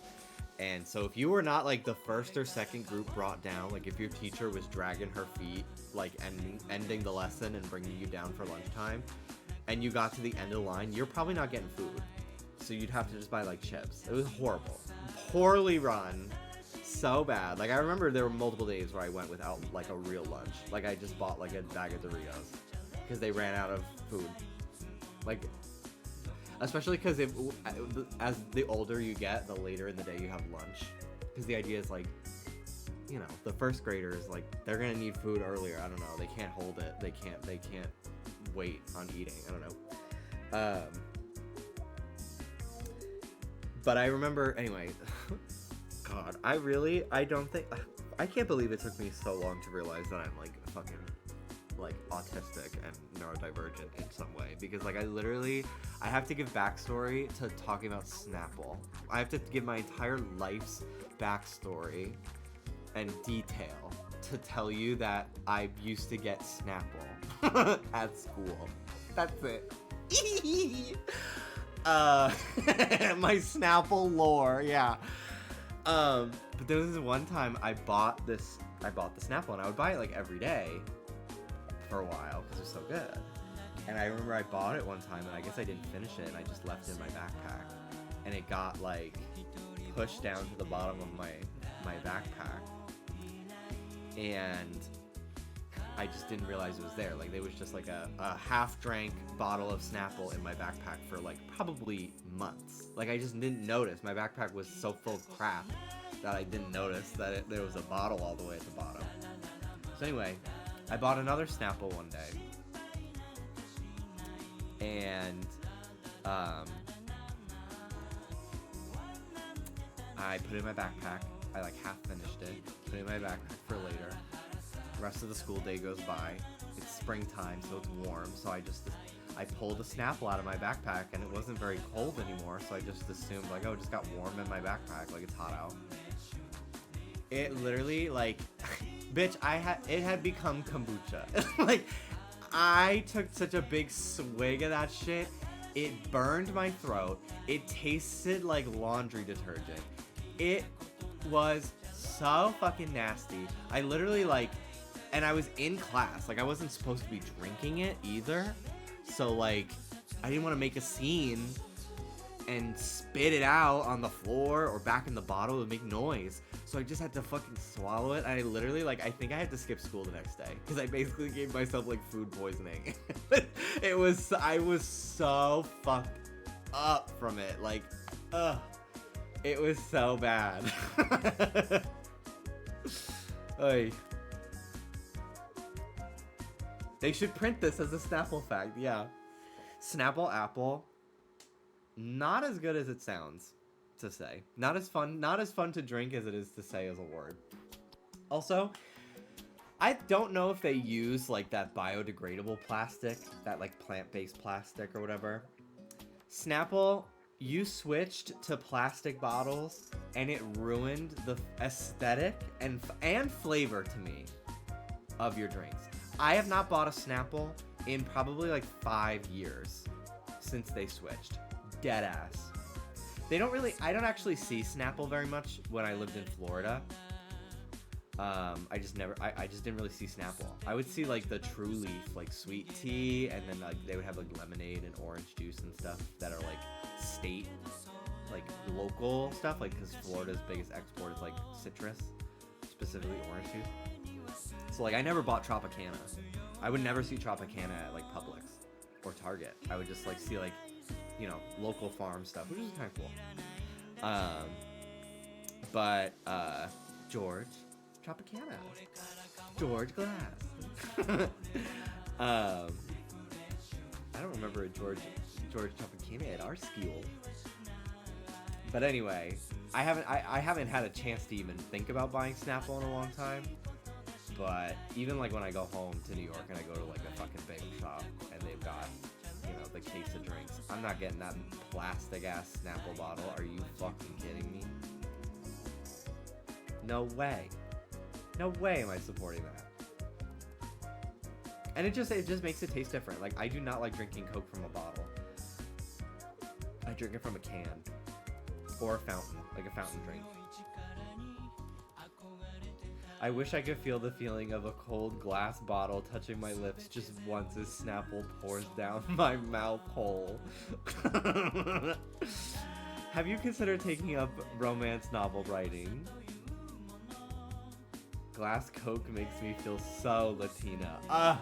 They literally, here in California, they offer, like, do you want Coke or Mexican Coke? And I feel like such a little white boy. Be like, I will pay $4 for the Mexican Coke, please.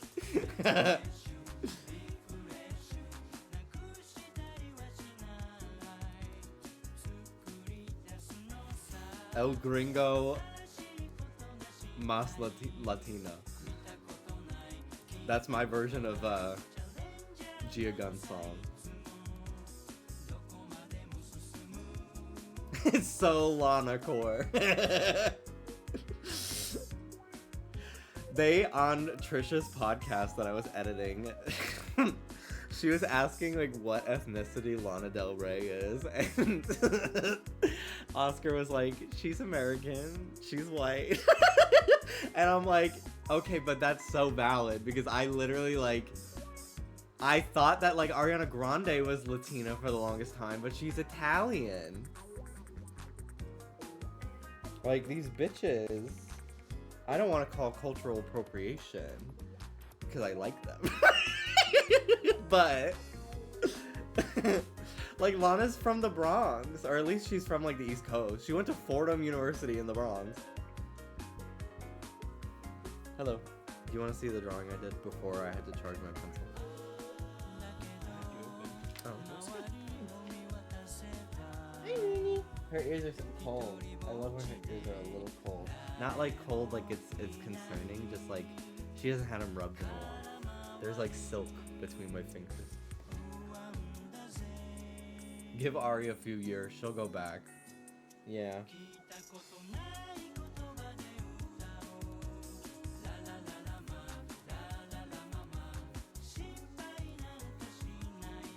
And you thought that one lady was your Irish sister. We talked about her, Ayo Adubbery, right? Isn't that her name? I've literally only heard it said out loud once, so I don't remember how to pronounce it. Yeah, I thought she was Irish, but then I realized throughout editing the Trish episode that she is not, and she lied for fun.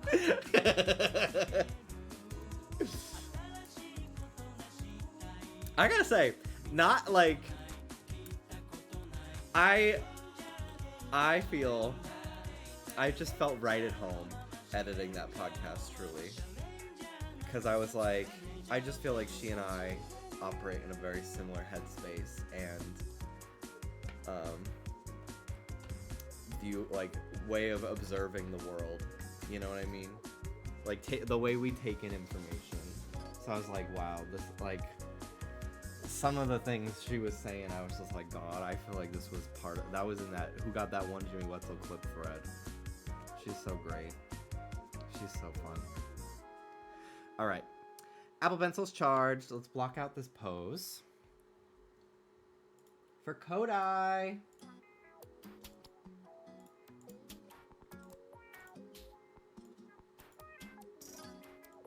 I'm gonna get Galvantula off the screen. I'm sore today, bro. The gym in our new complex, my only critique is she's not well lit. But the facilities, like there's a full like barbell rack, which is in any of the apartments I've lived in have never had. It's amazing. I'm like not even thinking about, like I was gonna switch my Planet Fitness to something that's closer here. I might not even do that. I might just cancel the Planet Fitness and not switch and just like literally just use my gym here. It has everything I would need. It's amazing. I got such a good fucking workout in the last 2 days. I was so happy. I was gonna go tonight, but I'm a little tired, so I'll probably give my body another day to rest. Because I didn't work out from like December because I was sick, and then moving in January, so kind of easing my way back into it.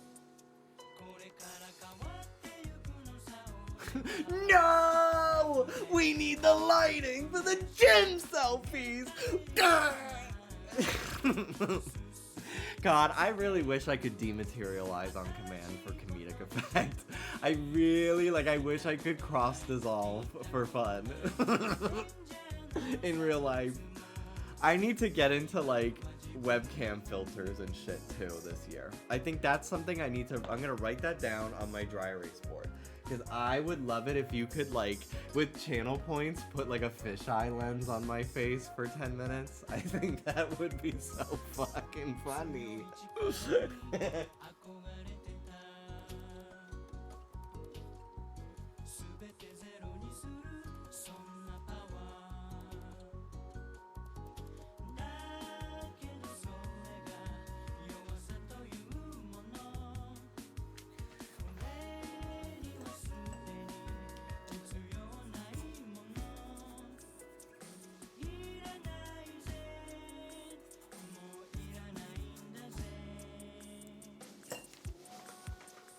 I'm so glad I finally hung up my clipboard and stuff. I feel so much more organized having visible deadlines.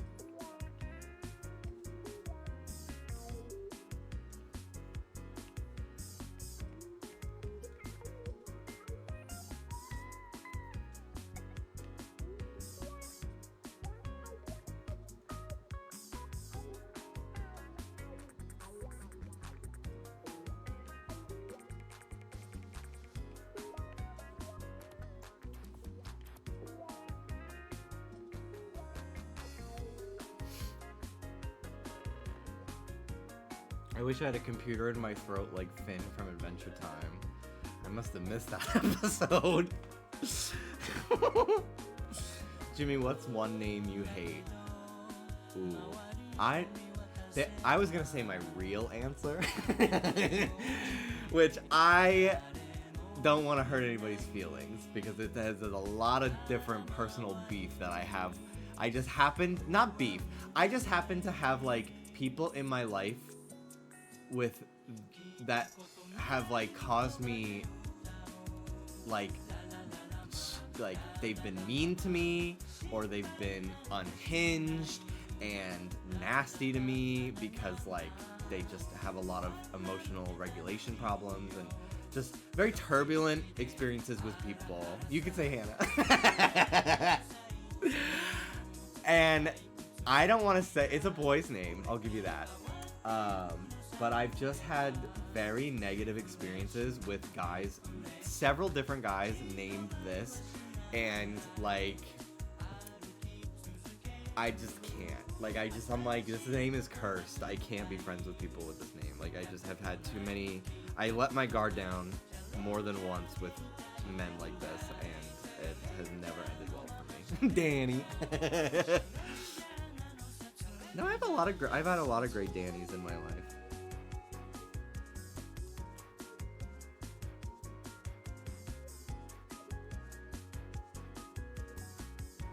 I feel that way about a certain name too, and it's a biblical one.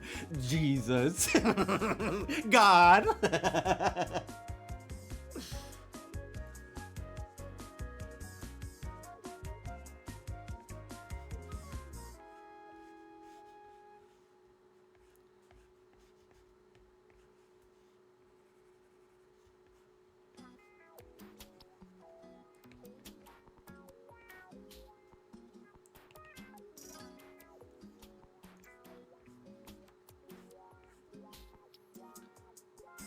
Virgin Mary.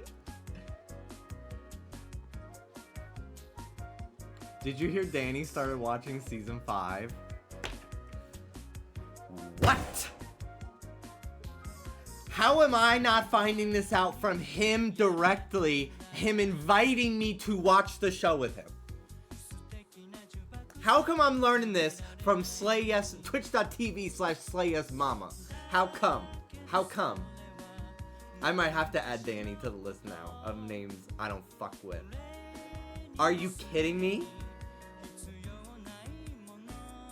Speaking of season 5, did you see that Honey Mahogany was like campaigning for like a right-wing tech bro? Girl. Girl, the path to politics. I guess she's gonna do whatever it takes to get there. What the fuck?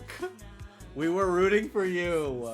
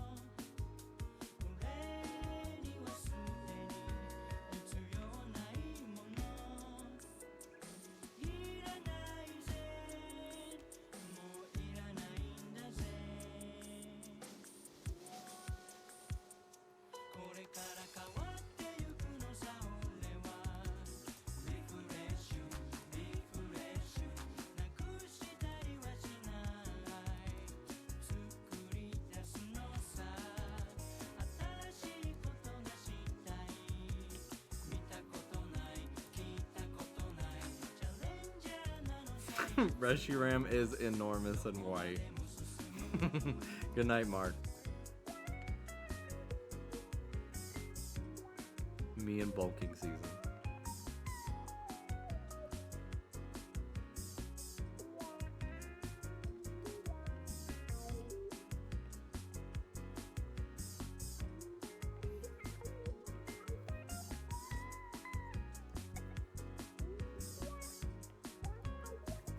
I said this recently, but I'm really gonna need them to make like some new fucking Steven Universe thing, because now I can actually draw all the fan art to the skill level that I wanted to in high school, where I just drew them anyway, just not as good. And honestly, I want to fucking work on it. I draw a mean pearl. That's what I'm gonna manifest. Not drawing fan art. I'm gonna manifest a job. Yeah. Yeah. Yeah.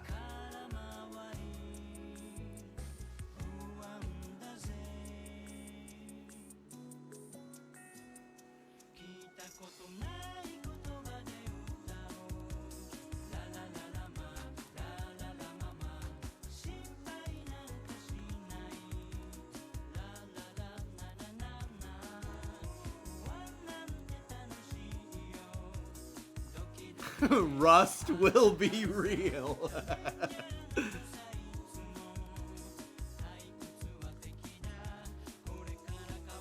This is such a cute character.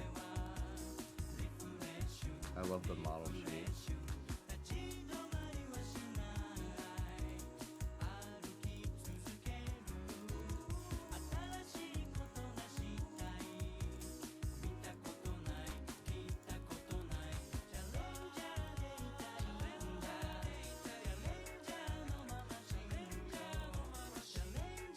This is the reference. Emotion I was told to convey. My lovely friend Allie's art. Look at him cheesing. Actually, I shouldn't assume pronouns. Look at them cheesing. So cute.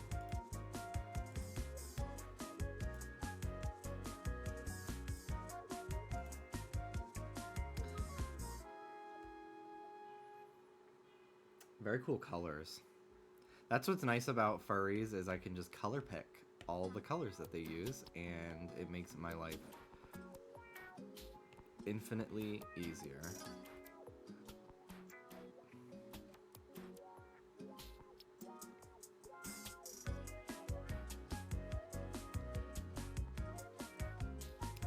Do you know Dr. Salvador from Resident Evil 4 game? I haven't played Resident Evil 4.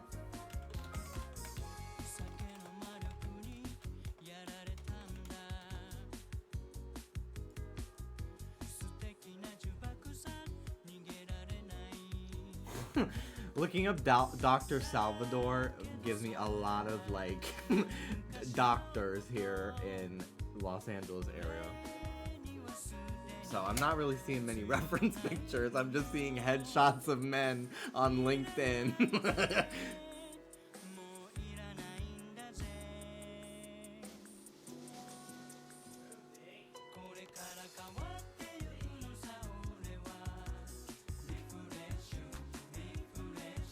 They really said get a checkup. I need one. I need to finish my health insurance application. The deadline got extended. So I have a little bit more time. So I was having difficulty with the website a couple weeks, like a week ago. What are you telling her?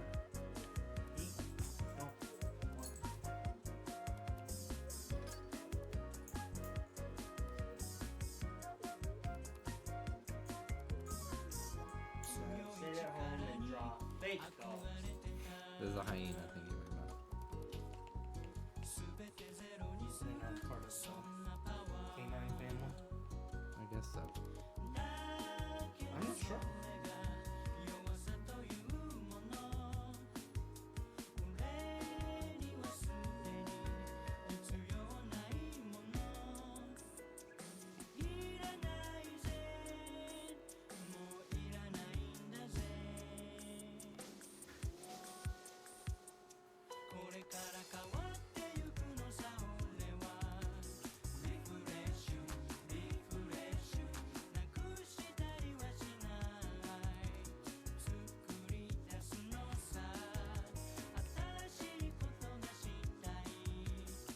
Anyway, was there a follow-up question about the Resident Evil guy? Also, welcome to the stream.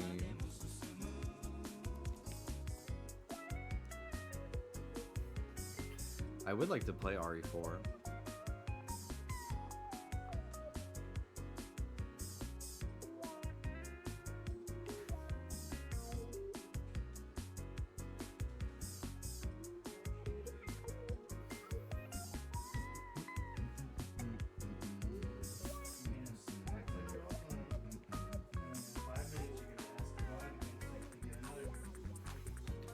Yeah, she is.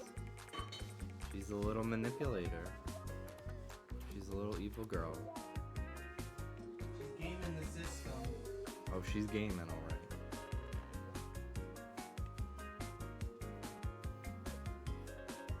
Oh Hey, shit. baby. He's got the moves. I smacked her little nose. Oh. Smack. Smack.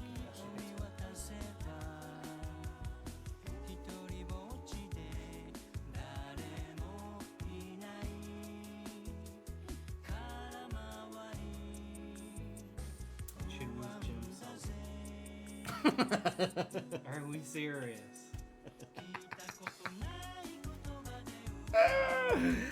I didn't even see that. I didn't even see that fucking message. That's so stupid.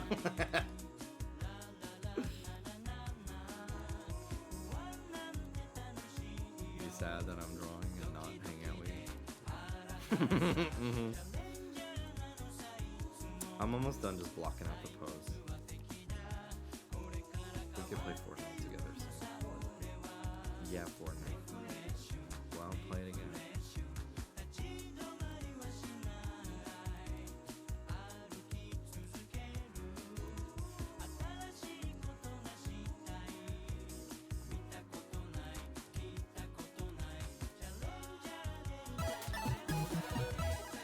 Little Chingling!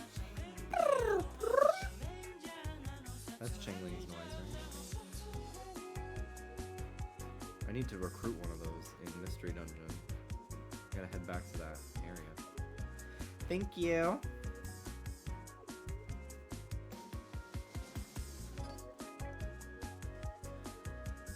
$53 months, jeez.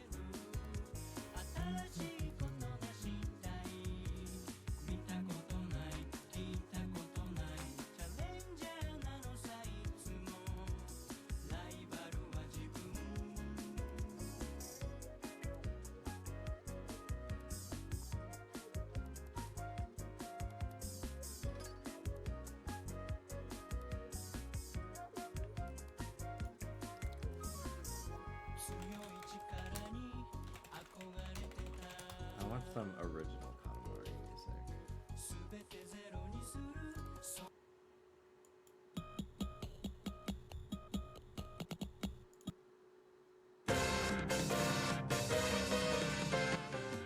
This is some goofy ass music.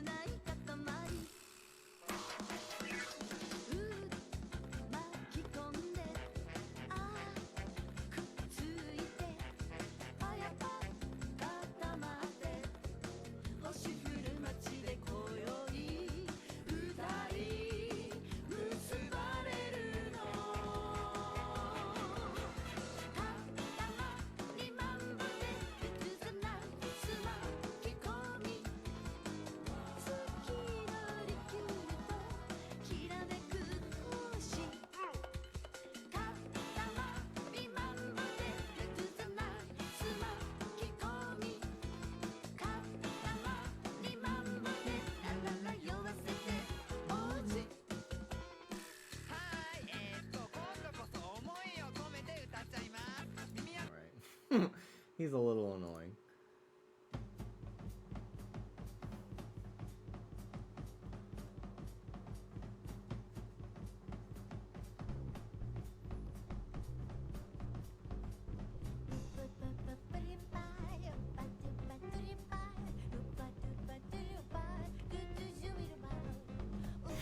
Maya Pen 15 had dinner in that one episode.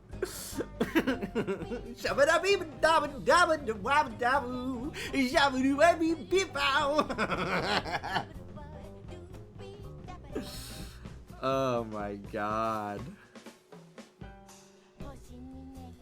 I love the one that's like Lady Gaga randomly one day in middle school.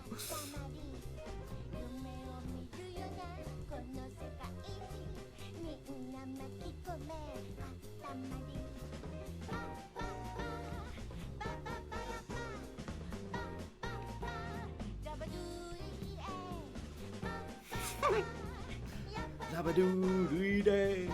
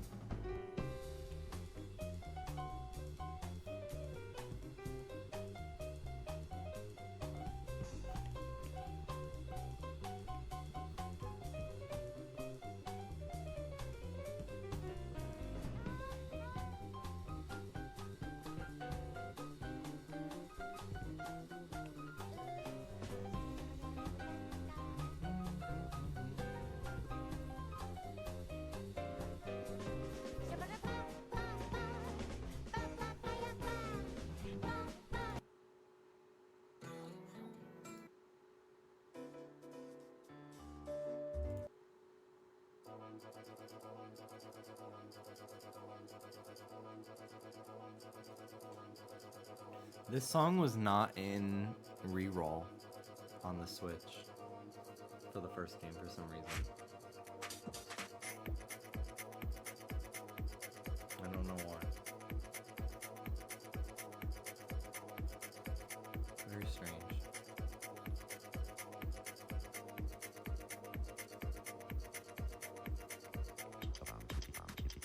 It's a little bit unforgettable, but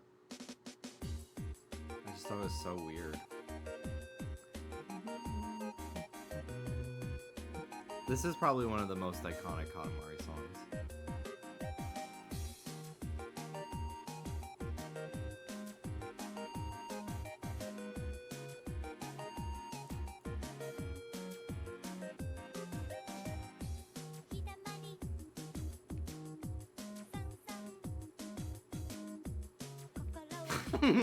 Yes, that fucking yippee emote is very like this song's energy to me. I almost called it Jimby la la la la la.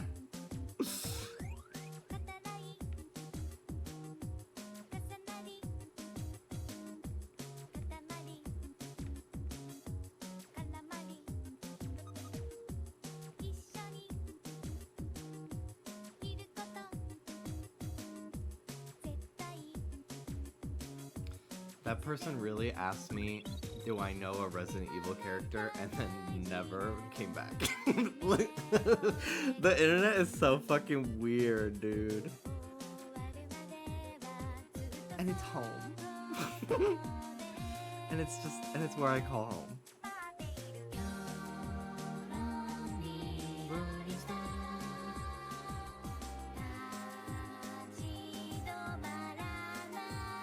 They didn't pass their vibe check. Yeah, I failed. God, I have not worn earrings all stream. I feel nude.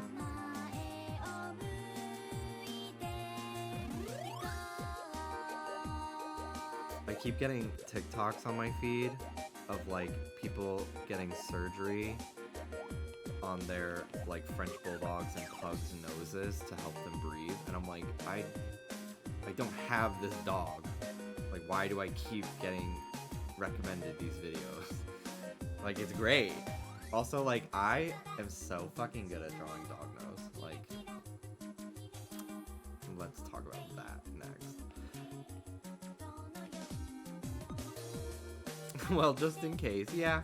I think that I don't know if I'd ever get a pug. I don't even know if I'd get a French bulldog, but I could see myself getting a Boston Terrier someday. It's really the only scrunched up face dog that I feel comfortable looking at and not feeling like it's dying. I've never drawn my own dog, no. Not that I know of. At least Ruby. I drew Bailey before as a kid. My previous dog.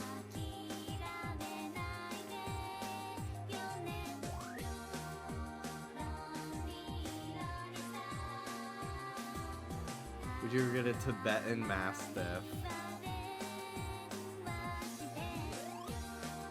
I'd have to look that up. Aw, missed that diva, yeah.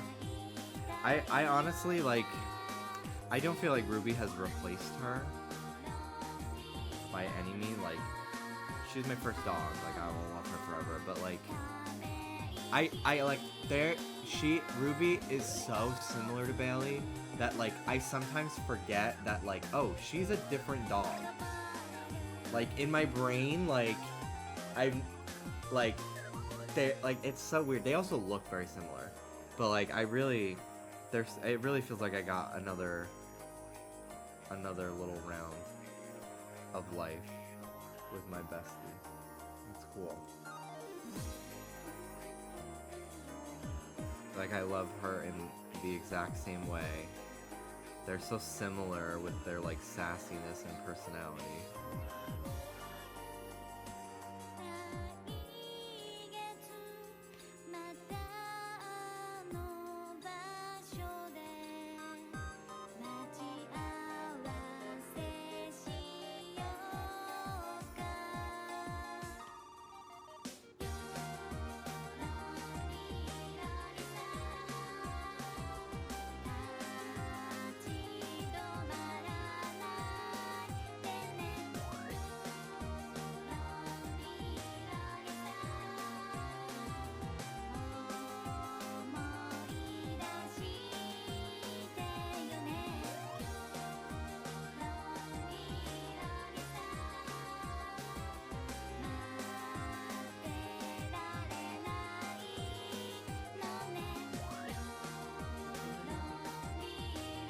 Okay, I'm almost done.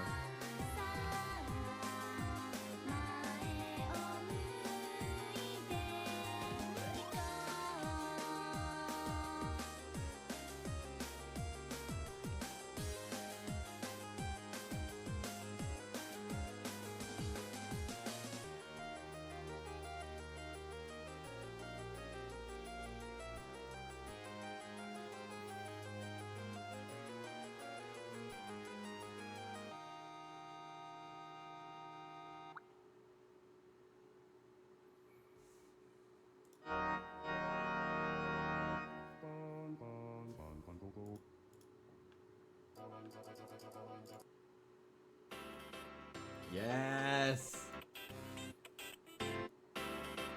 I love this song.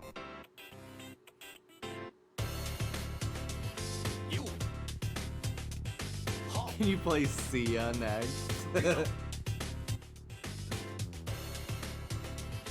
No. I was gonna improv and like say something funny.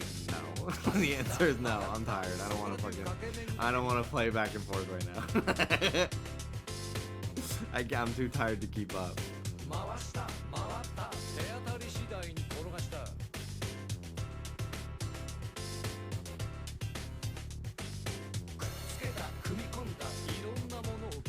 Is VeggieTales copywritten? Now, why the fuck are you asking me that question? They're making a new VeggieTales movie. Did you see that? They like announced it today. It's coming out in 2026, which I forget is only 2 years away. Because in my brain it's still a long time from now. Yeah, it's gonna be like Super Larry or whatever the fuck his superhero persona was, which I never watched any of the things. I watched so much VeggieTales as a kid.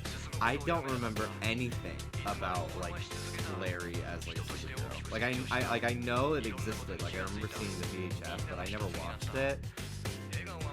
I just never watched that VeggieTales media. I remember seeing the Jonah movie for VeggieTales in theaters. I love VeggieTales. I fucking love it. It didn't even register to me that it was like religious either. Like it just like I just assumed that like God stuff was a part of everyday media. I don't know. I just like didn't. I was just like, oh, this stuff just talks about God, I guess. But like not Pokemon.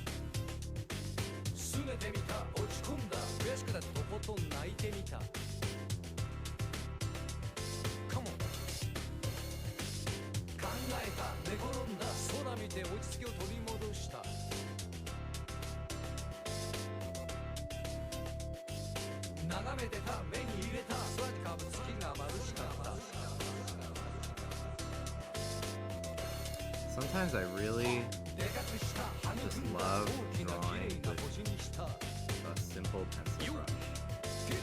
Like I really love how my stuff looks and things. So when do we get a Super Gonzo movie? I was talking about how I want a Miss Piggy movie only. Like I really think it'll work.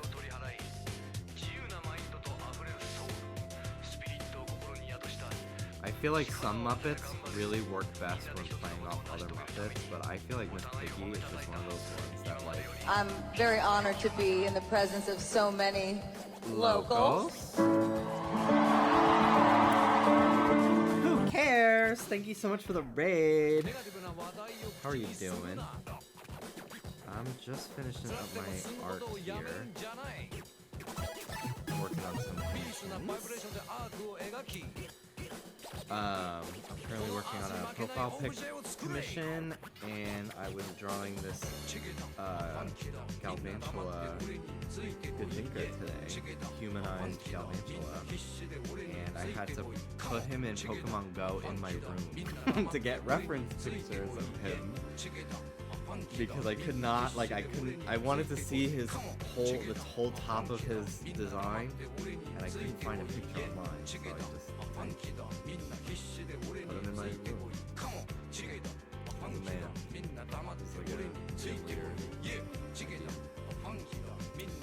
But thank you so much for the raid, and thank you for the 15-month resub as well. Hope whatever games you were playing were good ones today. Were you playing like Unite or more Splatoon? Or are you, I don't know if do you care as much about the story mode stuff of Splatoon as much as you like the multiplayer? Are you excited about Side Order? Because I'm very excited.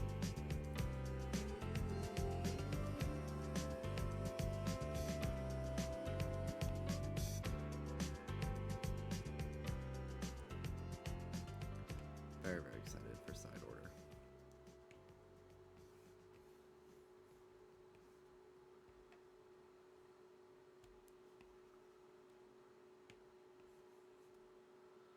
I'm excited about Side Order. I don't really care about the other about the clothes in the game.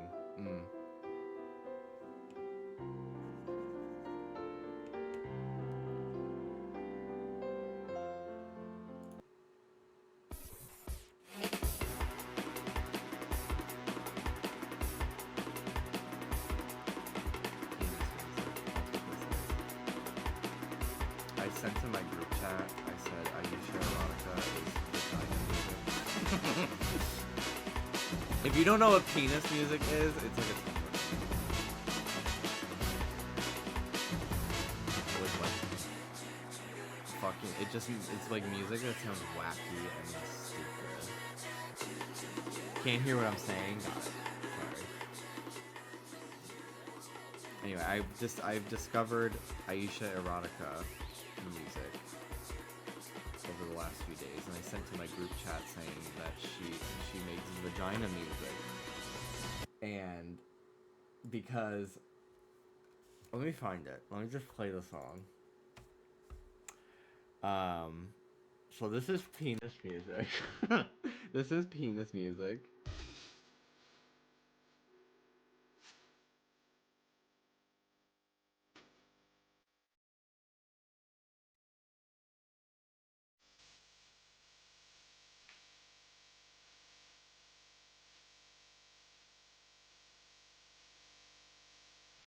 And then this is vagina music.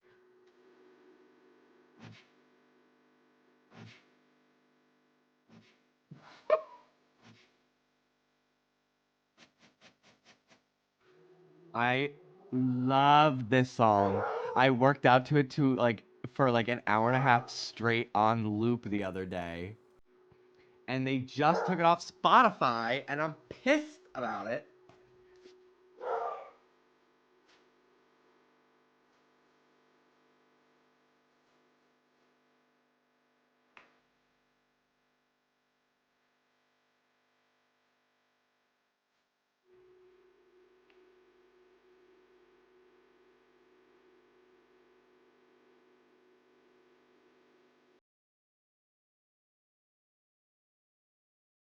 Oh, I didn't know that she chose to leave the internet.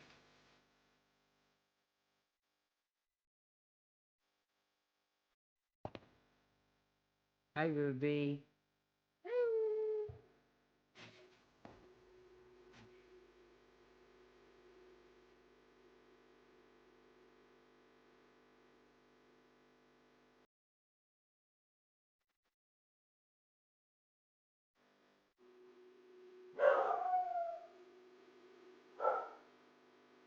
Anyway, Ruby being naughty. And he's letting her be naughty, so that way I have to stop my stream and hang out with him. I see right through his little scheme. He's like, yeah, let Ruby be naughty, so Jimmy feels pressured to end his stream. I can see right through that motherfucker.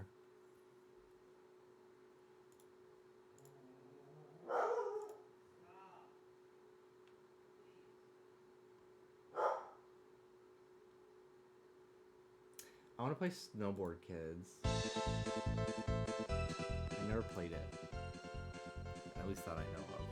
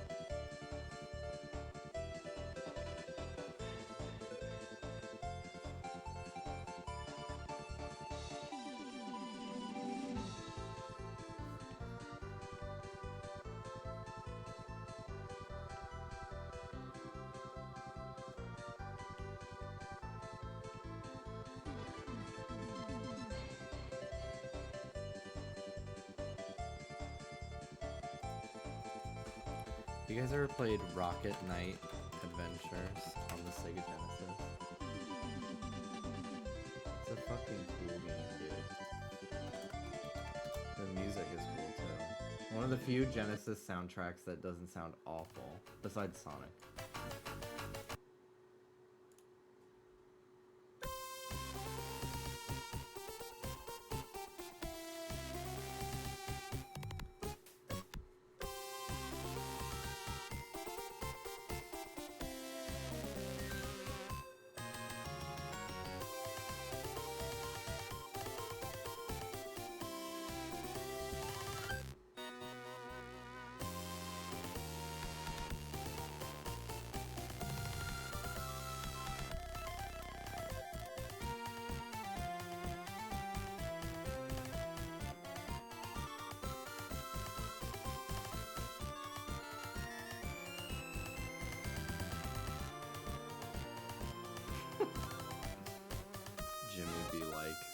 This song's amazing. Plays the most ear blood song of all time. Maybe it's not as good as I remember it.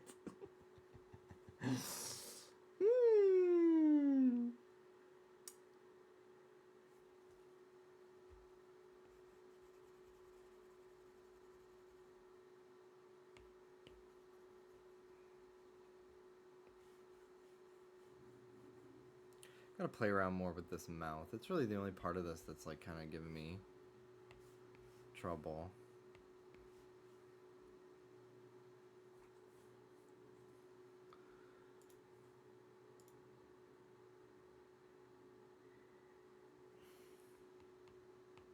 Because it's actually more...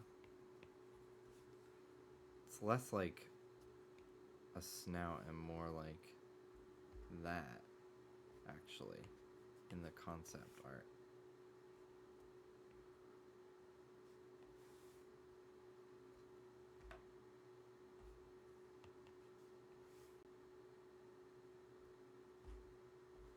There we go. All right, that's good enough for now to send over and get some notes and stuff. So thanks for watching, guys. I ended up streaming for 4 hours. That's pretty good for being exhausted. So I'll see you guys tomorrow. I'm gonna try to make a stream schedule for the rest of the week. I kind of just don't know what I want to play and if I have other things to do. I think I'm gonna be editing for Trish again. At least I think we said 3 times. I just don't know when I need to be free for that just yet. So I'm trying to keep my schedule a little flexible and open. Yeah, I might round up the troops for an Among Us stream. I think that could be fun, Hannah. I think that's a good idea. So I'll keep you guys posted. I'll post my schedule tomorrow sometime. And yeah, that's it, I guess. It for today. Take care, everyone. Thank you for watching.